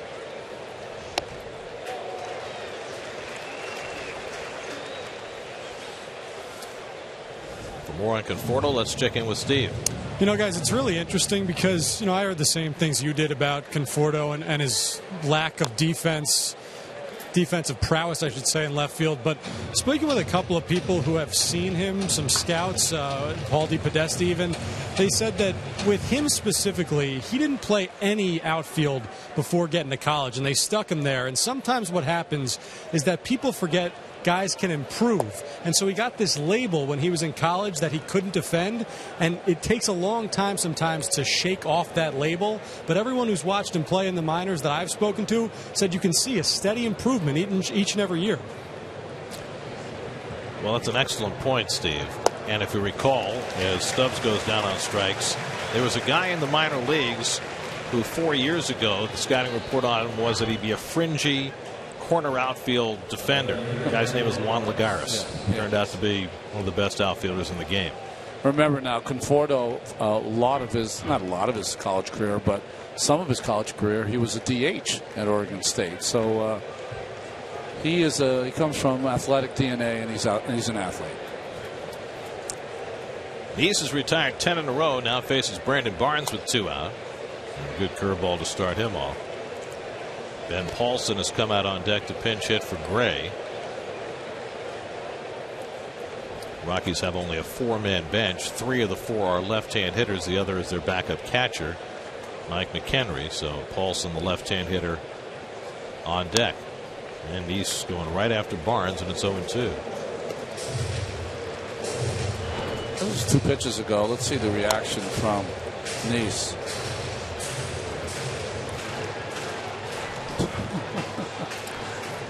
He's a left-hander. Yeah, it's not his fault.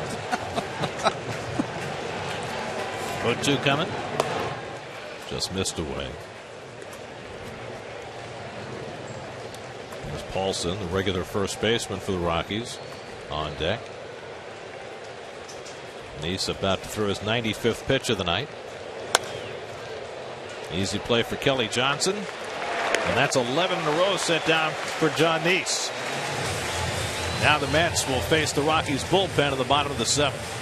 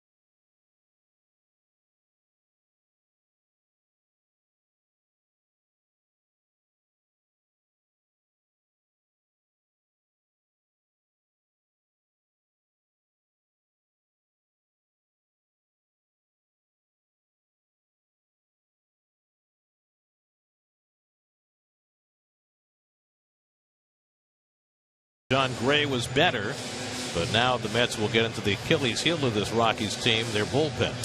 Yeah, the bullpen has pitched a lot of innings. It struggled. There's Ben Paulson, who comes in at first base. He's their better defensive player. And Justin Miller, who got some time with Detroit, was signed to a minor league contract in the winter, and it's been called up in his 15th game. Now, this is not the Justin Miller who had to wear long sleeves because of all his tattoos. But he's got some ink, too. He's got a few, but this is the younger version of Justin Miller. Kelly Johnson leads off in the home 7th inning. And takes a fastball for a strike. Johnson 0 for 2. He's flying to center and grounded out to first. Darno and Conforto to follow.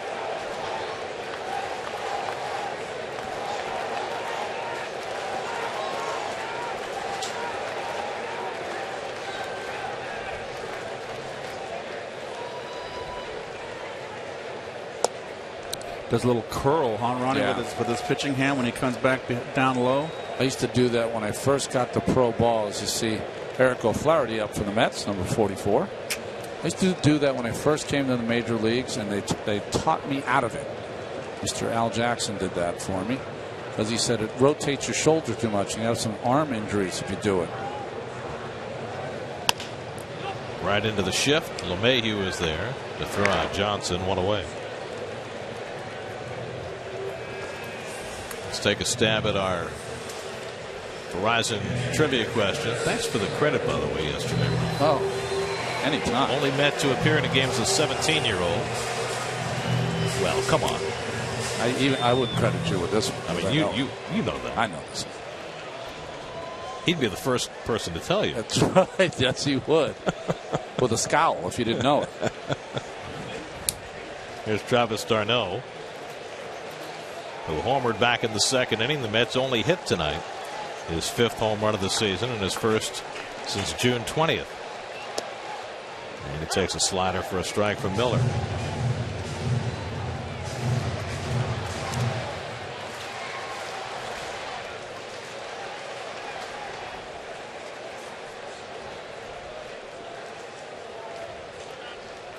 Well, the Rockies have to be thrilled with what they saw from John Gray tonight. He is the hope for a better future for this Rockies team that is always searching for pitching. And this year is no exception. The Rockies staff has the worst ERA, has walked the most hitters, has struck out the fewest hitters, and given up the 2nd most hits of any staff in the league. At home, an ERA as expected, well over 5. His pitching coach Steve Foster wrote some great music.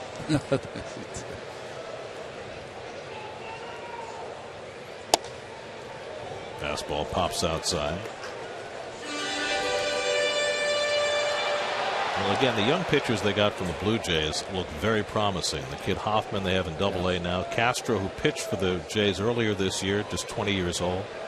You go with Gray. They've got the makings of a very bright future on that staff if it can all work for them. 1-2 coming. And the slider in the dirt. 2-2. Like a Conforto on deck. Well, you know, when the music plays, you know, where they want you to say charge, there was nothing that comes out of the building, because when you're getting one hit, you know, everyone's kind of sitting on tenterhooks waiting for the team to break out. Seemed like the Met fans made a lot of noise in St. Petersburg. They did. They were in Miami too.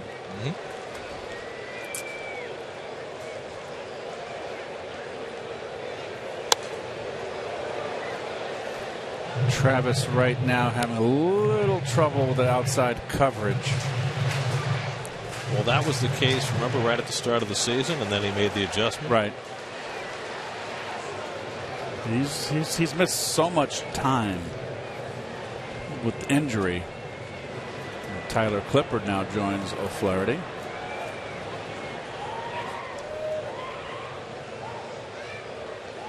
Two for Miller. And the slider away, fastball away, 3-2.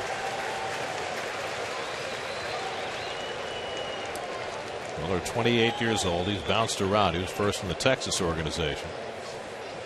He's pitched well since coming up to Colorado. 15th game. He's only walked 3 batters in 14 innings. 3-2 on d'Arnaud. And Travis whoops one into center for a base hit. Well, the Mets have their 2nd hit of the night, and d'Arnaud owns them both. Well, in the big leagues, you can't give me that 3-2 get me over slider. It's just good hitting by d'Arnaud. Like it when he keeps that shoulder in. So now the tying run on first with 1 out, and here's Conforto, who's fly to center and struck out 0 for 2. Well, Michael got his reprieve today with Eric Campbell sent down, and he got to remain with the activation of Kadire. Now gets a chance to prove he belongs. Yeah.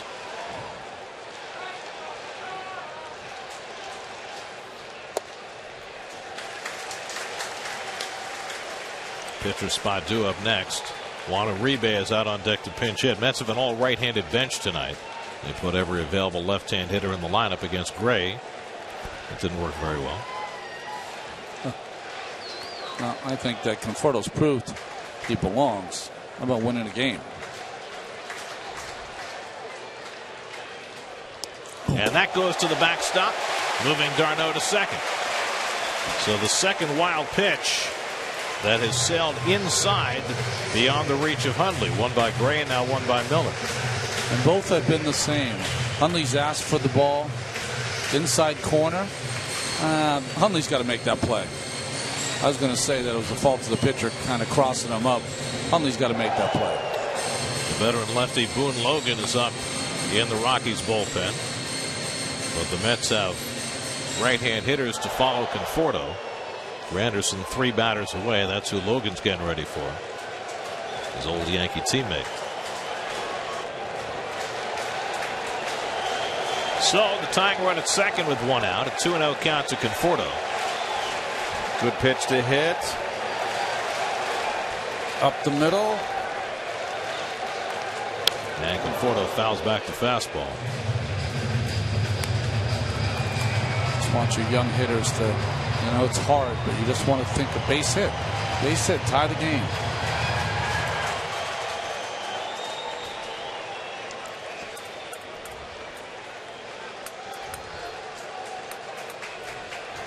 Kevin Long pacing.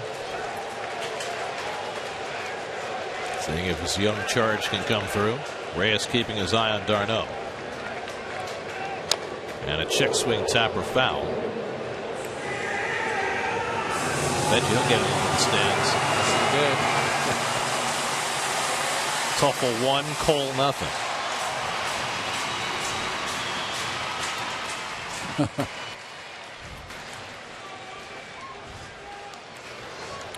This is when Conforto lately has been using the opposite field when he gets 2 strikes.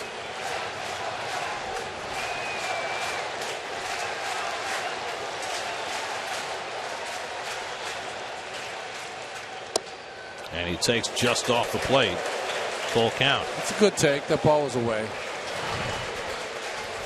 Remember the last time the Mets were home? They made that pitch, it seemed, every single time. This one just 2 inches off the plate. And he said after he got that big hit in Tampa Bay that he went off the plate a little bit because he just didn't want to get called out on strikes again. But maybe that gained him a little confidence to take that pitch. Now it's 3-2.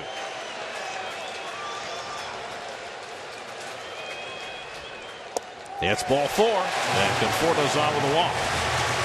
And now the Mets have the tying and go-ahead runs on base, and Wander Uribe will come up to pinch hit. So things get a little squirmy in the Rockies dugout. And Steve Foster, the pitching coach, will come out to talk to Miller.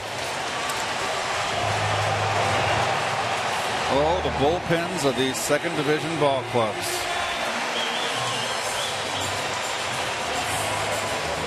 Ewan Logan still getting ready, but again, the next left-hand hitter still 2 batters away, so it's on Miller to try and get Uribe and Tejada. Clippard and O'Flaherty stay busy in the Mets bullpen. Game 2 of this series tomorrow night. Matt Harvey will be going for his 11th win. Chris Russin, the left-hander, pitches for Colorado. Our coverage begins at 6 o'clock tomorrow night. Tuesday Night Baseball brought to you by Verizon. So here's Uribe.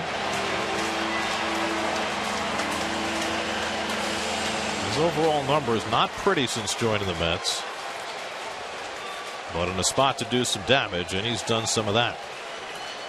d'Arnaud at second, Conforto at first, and 1 out. And Uribe takes a strike. Uribe thought might have been low. Maybe might be inclined to agree with the veteran. Borderline. Uribe just 7 for 38, 184 since joining the Mets, but 3 home runs and a walk-off hit. So he has made an impact.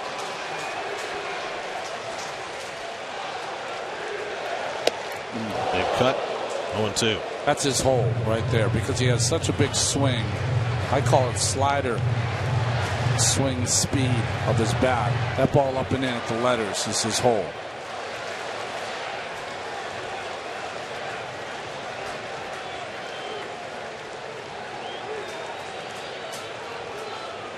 It has a mini Papelbon look to him, huh? When he concentrates and looks in for the sign.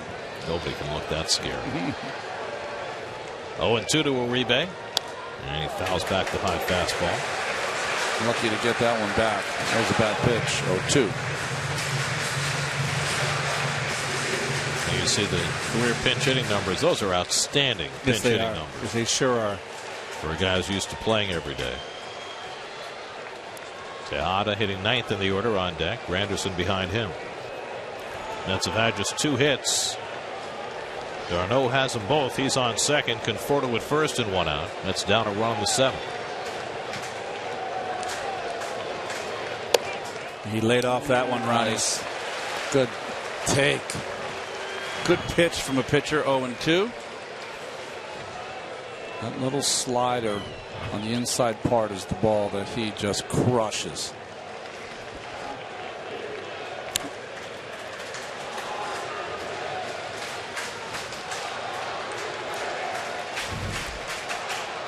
One-two coming. And Uribe just got a piece of that slider. That's an old hanger right there, boy. This is like a helicopter coming in for a landing. Oh, you want that one back, Juan. I know you do. Made a landing right off the mask of Chad Fairchild.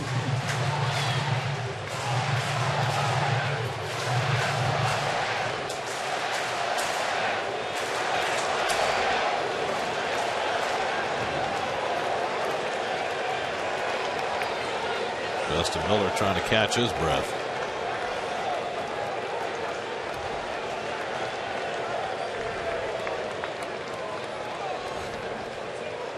And Uribe pops it up. Infield fly rule will be invoked. The batter is out. And Reyes squeezes it 2 away. Well, good pitch to hit. Good rip. First pitch. Fastball borderline strike. Fastball up and in. 0-2. Oh, slider up out of the plate. Just missed. Fastball up and in. Ball. Hanger missed. Fastball right there to hit. And beautiful cut. But it's that doggone cylindrical bat and that spherical ball. It's tough sometimes. Very rare as a pinch hitter do you get 3 pitches to hit. That's what he got there. Yes, he did. And he didn't get cheated. We'll take a look at the defense now with Big Ruben up here. And we noted that in Tampa they played the shift on Ruben and not here. And I couldn't agree more. Tejada tonight has walked and reached on an error by the second baseman. So John Neese looking on. He's left for a pinch hitter. His only chance to win is if the Mets can push across a couple with 2 out in the 7th.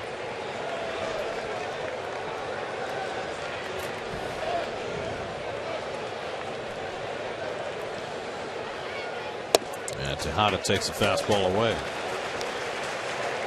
I think John was tied going into the 8th after his last start. 7 innings, a 1-run ball, 1-1 game, and the Mets came through late for him. Bit surprised that Cargo is playing so deep in right field. See a lot of right fielders position themselves in closer against Ruben, who's been known to kind of poke one out there. Gonzalez has a terrific arm in right field. Threw out a runner yesterday. Tejada gets crowded, and it's 2-0. Well, if Miller loses Tejada, we'll undoubtedly see Boone Logan come in to face Curtis Granderson. Logan's already pitched a full inning out there in the bullpen.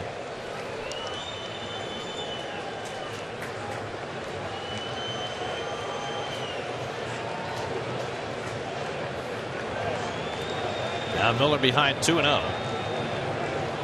And Tejada takes ball 3.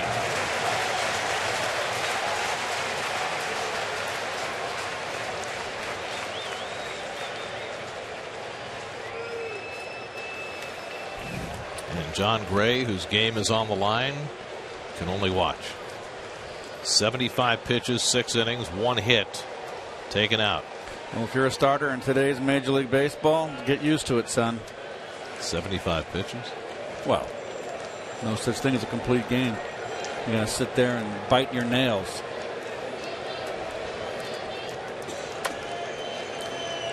And in Gray's case, it's hoping for his first big league win. 3-0 to Tejada, so you know he'll take 1. And it's ball 4. That loads him up for Granderson. And that will certainly be all for Justin Miller. Boy, oh boy. Walt Weiss checking his lineup card to see if he needs to make 2 switches rather than 1. So a single, a wild pitch, 2 walks. Mets have the bases loaded. And now Logan will come in to face Granderson. Game on the line in the 7th. Mets down 2-1. Call to the bullpen brought to you by Verizon.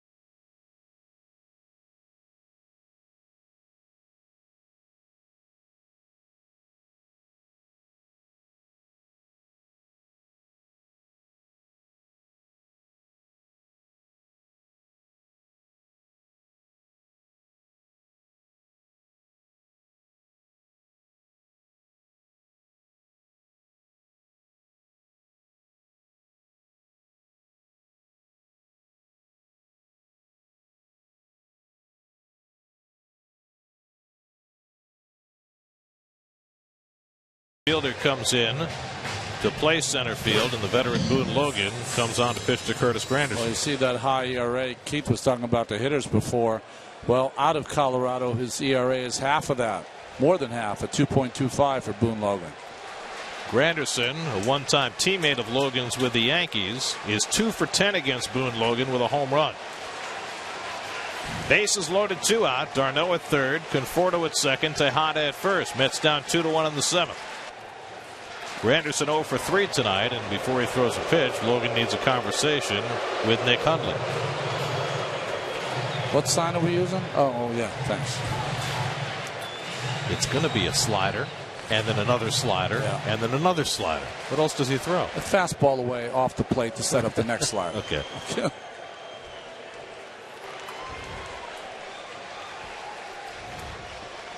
3 infielders on the right side against Granderson.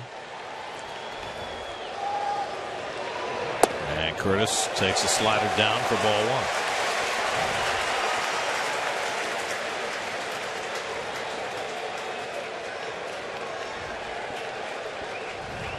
He's got a big spot to hit through right where the shortstop's position is. Wide open with the shift. Fastball. That's a strike. 1-1. Surprised him. We have seen sometimes with Curtis with a lefty on the mound, they don't shift as much.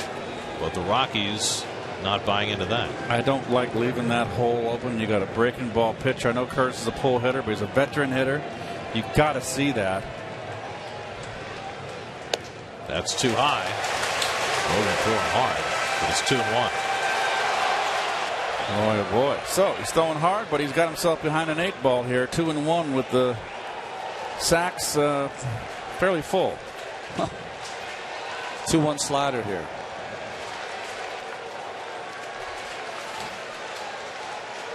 Bases loaded, 2 out. And Granderson takes ball 3. Didn't get the call. A 2-1 fastball that just missed. It's got the corner. It's whether it's that borderline knee. He got the call. I have plenty of plate.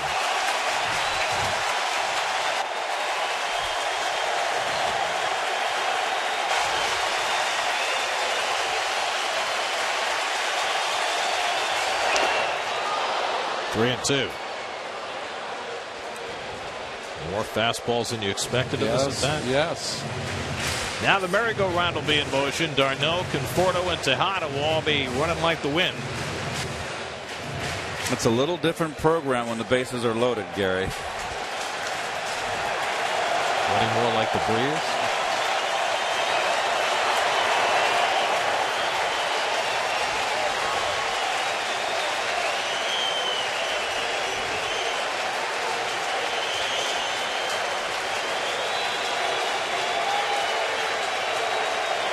Three-two, and he hits him with a pitch to force in the tying run. A 3-2 slider plunks Granderson, and the game is even at 2.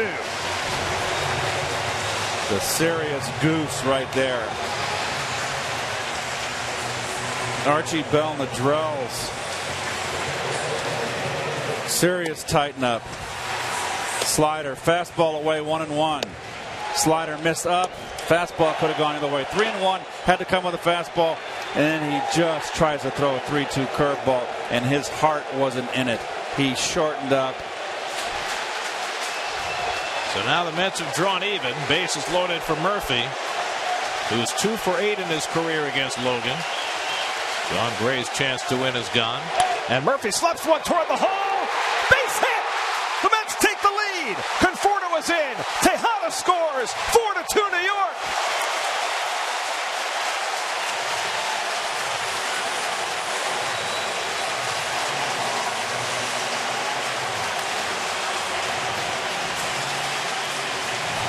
Well, Murph, smart hitting. They're going to give you that hole.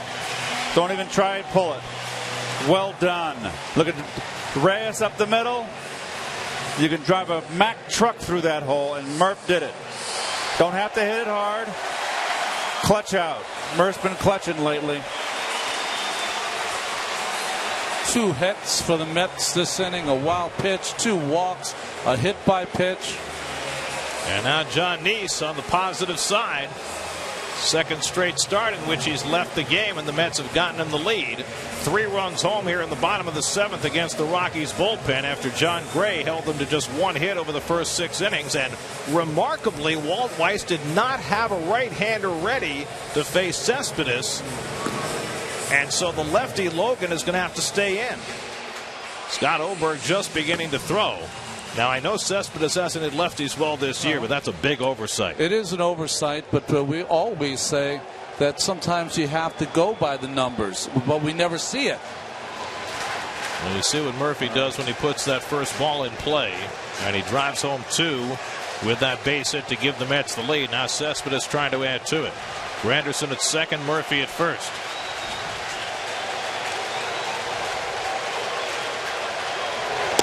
And the backdoor slider misses, ball 1. Cespedes the 8th man up in the inning. Just inexcusable to have 2 walks and a hit batsman when you're protecting a lead. Oberg getting ready now. Cespedes 0 for 1 in his career against Logan. And now it's 2-0. Lucas Duda waits on deck. That's what happens when you have these built-in rules of you got a young guy out there throwing a gem, but you won't allow him to see how far he can go with it. I can see 7 innings you want to yank the young man, but 75 pitches. Give me a break.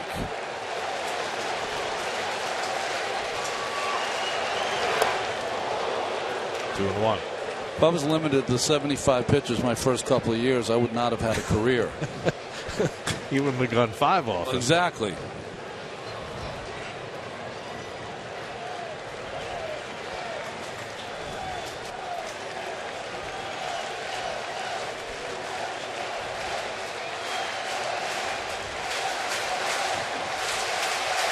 Two-1 to Cespedes, and he hits one right at Reyes. That ends the inning, but the Mets cash 3 runs after 2 were out. Bases loaded. They brought in Logan, and on a 3-2 pitch, the Mets' fortunes changed. Granderson hit by a pitch to tie the game, and Murphy puts the Mets in front. We go to the 8th. The Mets go to the bullpen. 4-2 New York.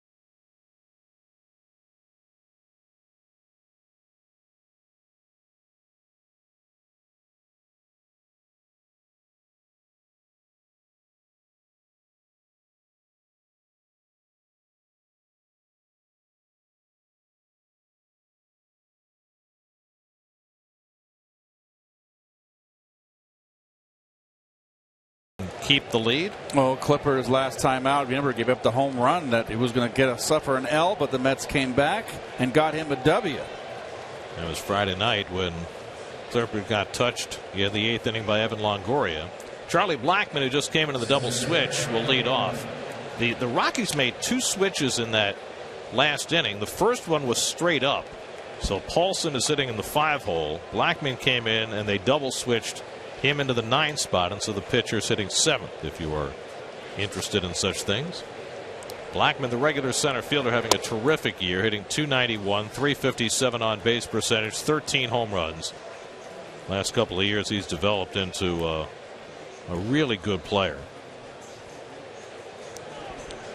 John Neese now on the winning end of a 4-2 score. Retired his last 11 batters.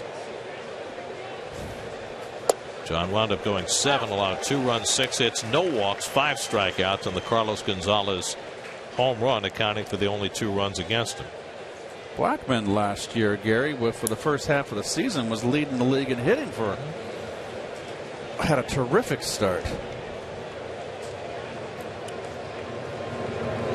And Clippard's changeup hit out to left, and Conforto ranging back. 1 away. Let's answer our Verizon trivia question. We asked who was the only Mets player to appear as a 17-year-old, and it's Ed Kranepool. That's easy. Signed right out of James Monroe High School in the Bronx before there was a major league draft, and got a few at-bats at the end of that 1962 season. Here's Reyes, who's gone 1 for 3, had a broken bat single, but then was caught stealing back in the first. He'll turn around about left-handed for the first time today.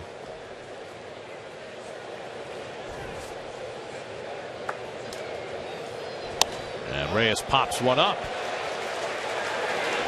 Johnson calls off Duda. 2 out. So just like that, Clippard retires the first 2, and that's 13 straight Rockies who have been retired since an infield hit by Nick Hundley back in the 4th. Scott Oberg up in the Colorado bullpen again. Well, this is an enormous hitter for Tyler Clippard. If he can get DJ LeMahieu, that means that Carlos Gonzalez would lead off in the 9th and would not be able to tie the game. If LeMahieu gets on, the equation changes drastically. LeMahieu 1 for 3, singled and scored in front of Cargo's home run in the 4th.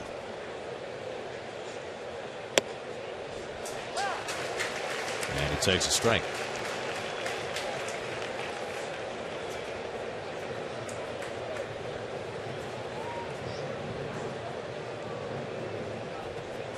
LeMahieu 0 for 2 in his career against Clippard.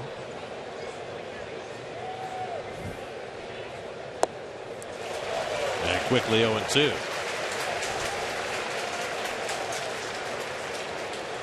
It's a slider right there.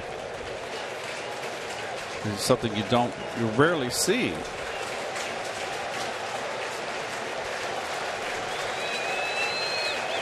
Oh, 0-2 to LeMahieu. Just off the corner with a fastball. Clippard taking a phantom step toward the dugout. He thought he had him.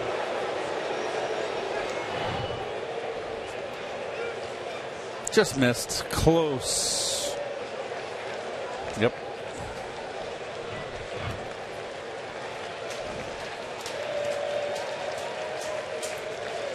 One, 2 coming. And the changeup bounces away. 2-2.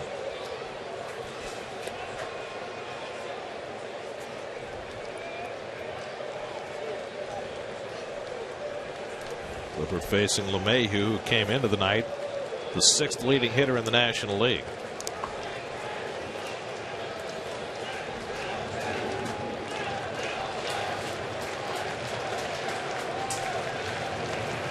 Two.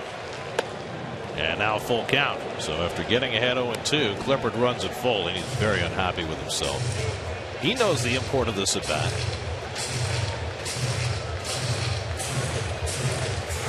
We saw some of that frustration in his last outing, that he's had a couple of pitches up and in that had gotten away from him, almost like he's overthrowing a little bit, trying to overimpress, right? 3-2 to LeMahieu. Popped up. In comes Cespedes. Side retired. So Clippard recovers, pitches a 1-2-3 inning, and leaves Cargo on deck. 4-2 New York.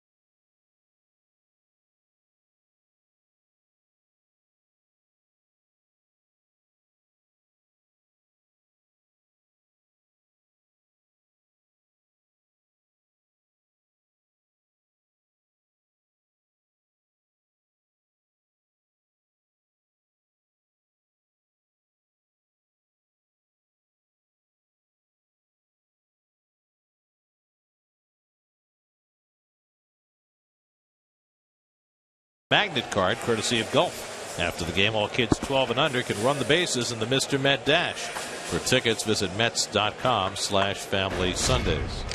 SNY Super Slow Motion is brought to you by your Mercedes-Benz Tri-State dealers. Visit them on the web at searchmercedes.com. Well, it's nice to see John twice now has left the game, and his mates have picked him up. Scott Oberg now in for the Colorado Rockies. University of Connecticut product throws a curveball for a strike to Lucas Duda. He's one of those kids. He's from Massachusetts, but when he was at UConn, he had Tommy John surgery. He's an aggressive kid. They always thought that maybe someday he's going to be their closer. Throws hard, good breaking ball.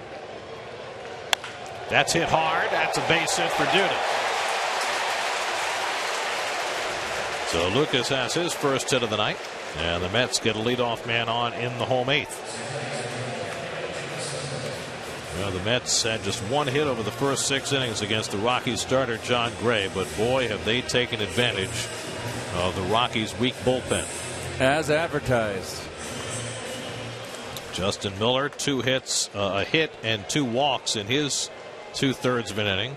And then Logan comes in, hits a batter to force in a run, gives up a hit to Murphy for 2 more to give the Mets the lead in the 7th. Now Kelly Johnson is 0 for 3 tonight. Did anybody have an unluckier series over the weekend than Kelly Johnson? Oh, boy. Hit the ball hard. That first night when the Mets came back, he had a line drive to the shortstop and then 3 line drives the next night. There's Familia up in the bullpen. It was the hardest 1 for 9 in history, and the only hit he had was a bloop. That's right. Which, you know, it's the way the game goes. Babbitt and all that. Or so they say. Darno and Conforto to follow. Big shift on against Johnson. Arenado, the only infielder on the left side. And Kelly hits the curveball out to left. And right there is Barnes for the first out.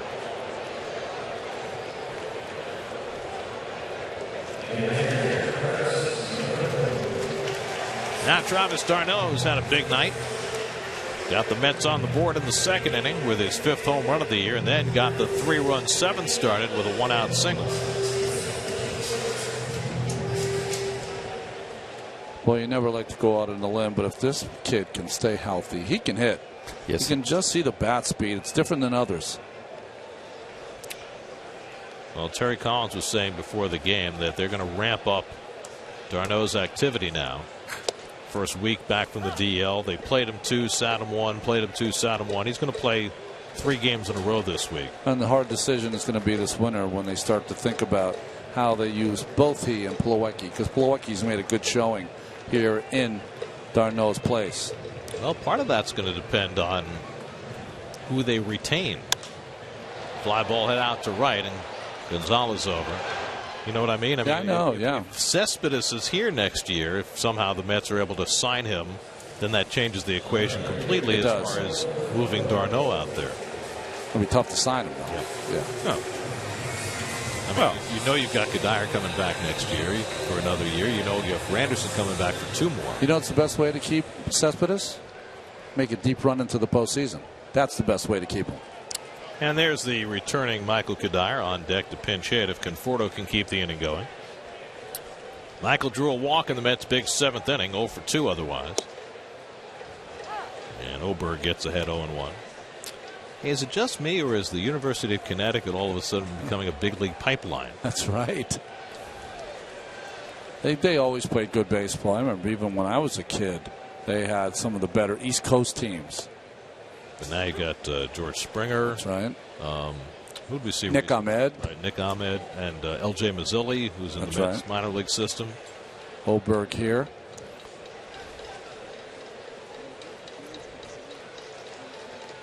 Duda at first with 2 out.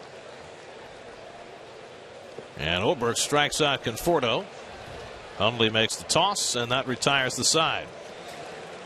Now it's Jeurys Familia ready to try and close it for the Mets. First he'll have to contend with Carlos Gonzalez. A raging hot Carlos Gonzalez leads off for the Rockies as they come up in the 9th. Mets leading 4-2.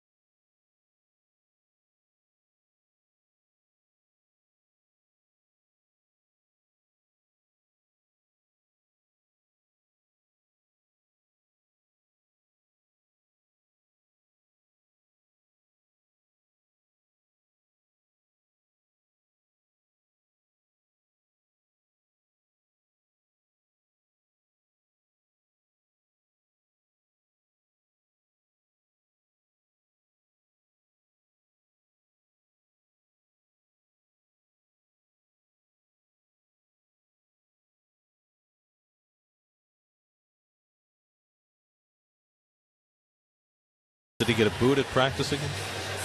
I didn't know you could have a rough day at camp. Too old to bring a glove to the game?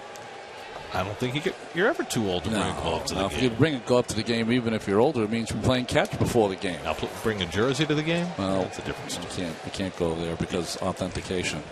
Yoenis Cespedes moves from center to left. Juan Lagares will play center and hit eighth. And Jerry's Familia, who got his 30th save Friday night, goes for number 31. He's got his saves, but he has not been sharp since the All-Star break. This is a time against the world's best hitter right now to start getting sharp for the run. But he can't beat you.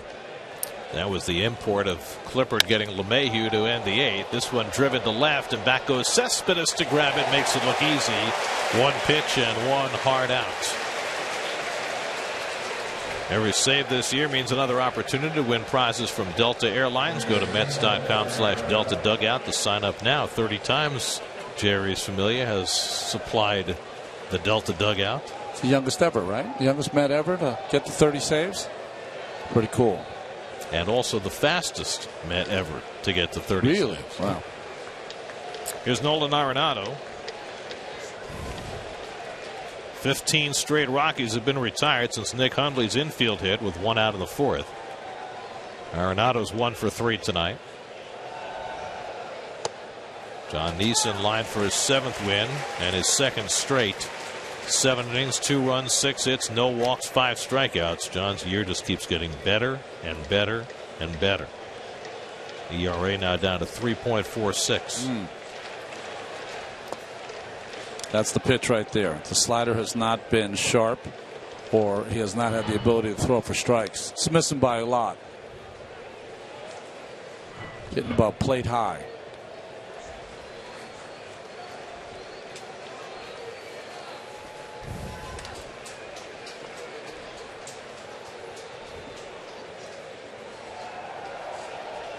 One and one to Arenado with Ben Paulson on deck.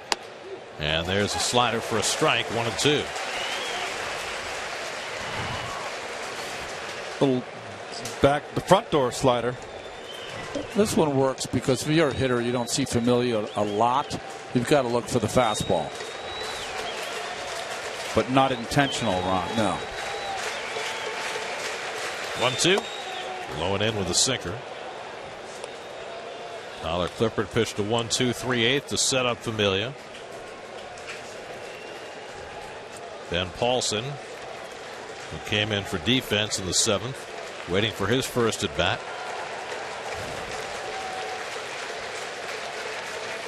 2-2. Struck him out. Nasty sinker to get Arenado 2 men down.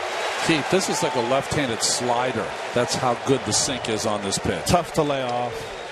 It's not a strike, but it's hard to lay off. He's got to stay on the knees with that pitch. And so the Rockies are down to their final out. Ben Paulson, who's having a nice year, been playing first base almost every day since Justin Morneau went down with another concussion. It's a career that's been short-circuited. It's a shame.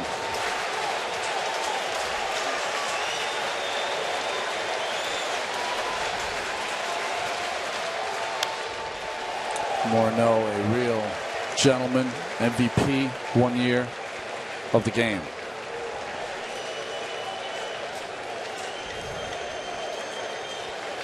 That'll be nice for Jonathan, who's pitched so wonderfully, to get his 7th win. And Harvey gets the ball tomorrow. Got the 4-day growth working. That's how it goes. Well, this is what Keith was talking about. The Nats are preparing to start their game in L.A. and the Mets trying to post a W. Absolutely. 0-1 to Paulson. Skips away, a ball and a strike. That ball, Darno never even got any leather on it. That ball hit Chat Fairchild, I think, right in the right foot. That's why they wear those heavy shoes and shin guards. Nick Hundley would be next.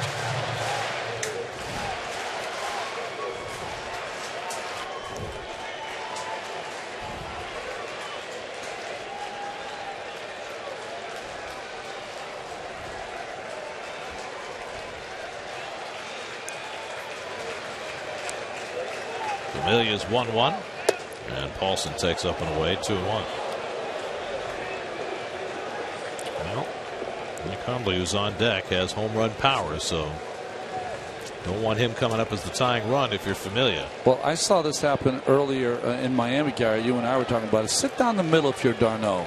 Just let him sink it down the middle. Ground ball. There you go. You don't have to pick corners with Familia when you're ahead. Precisely. Or even behind. Just sit right down the middle and let the sink work its way to the outside corner. What Carter did with Sid Fernandez. He did it with me, too. Sid was just never knew which way his ball. Carter just sat down the middle. Yep.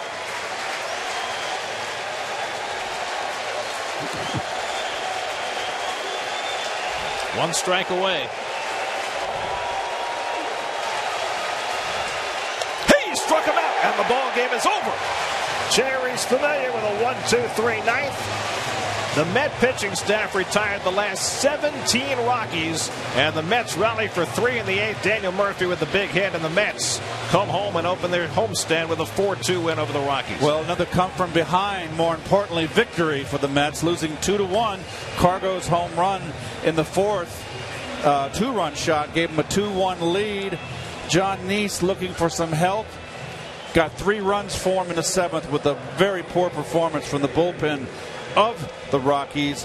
In that 3-run 7th inning, 2 walks, a hit batsman, and 2 hits. Gary mentioned it, the big 2-out RBI from Murph. Just 2 different games for me. John Gray did a great job for the Rockies. He looked outstanding, only giving up a hit over 6 innings, and the Mets just took advantage of the bullpen late. There's your game summary. Daniel Murphy with the go-ahead hit after Curtis Granderson was hit by a pitch with the bases loaded to tie the game. Travis d'Arnaud, his best game since coming back from the DL. Homered to give the Mets the early lead.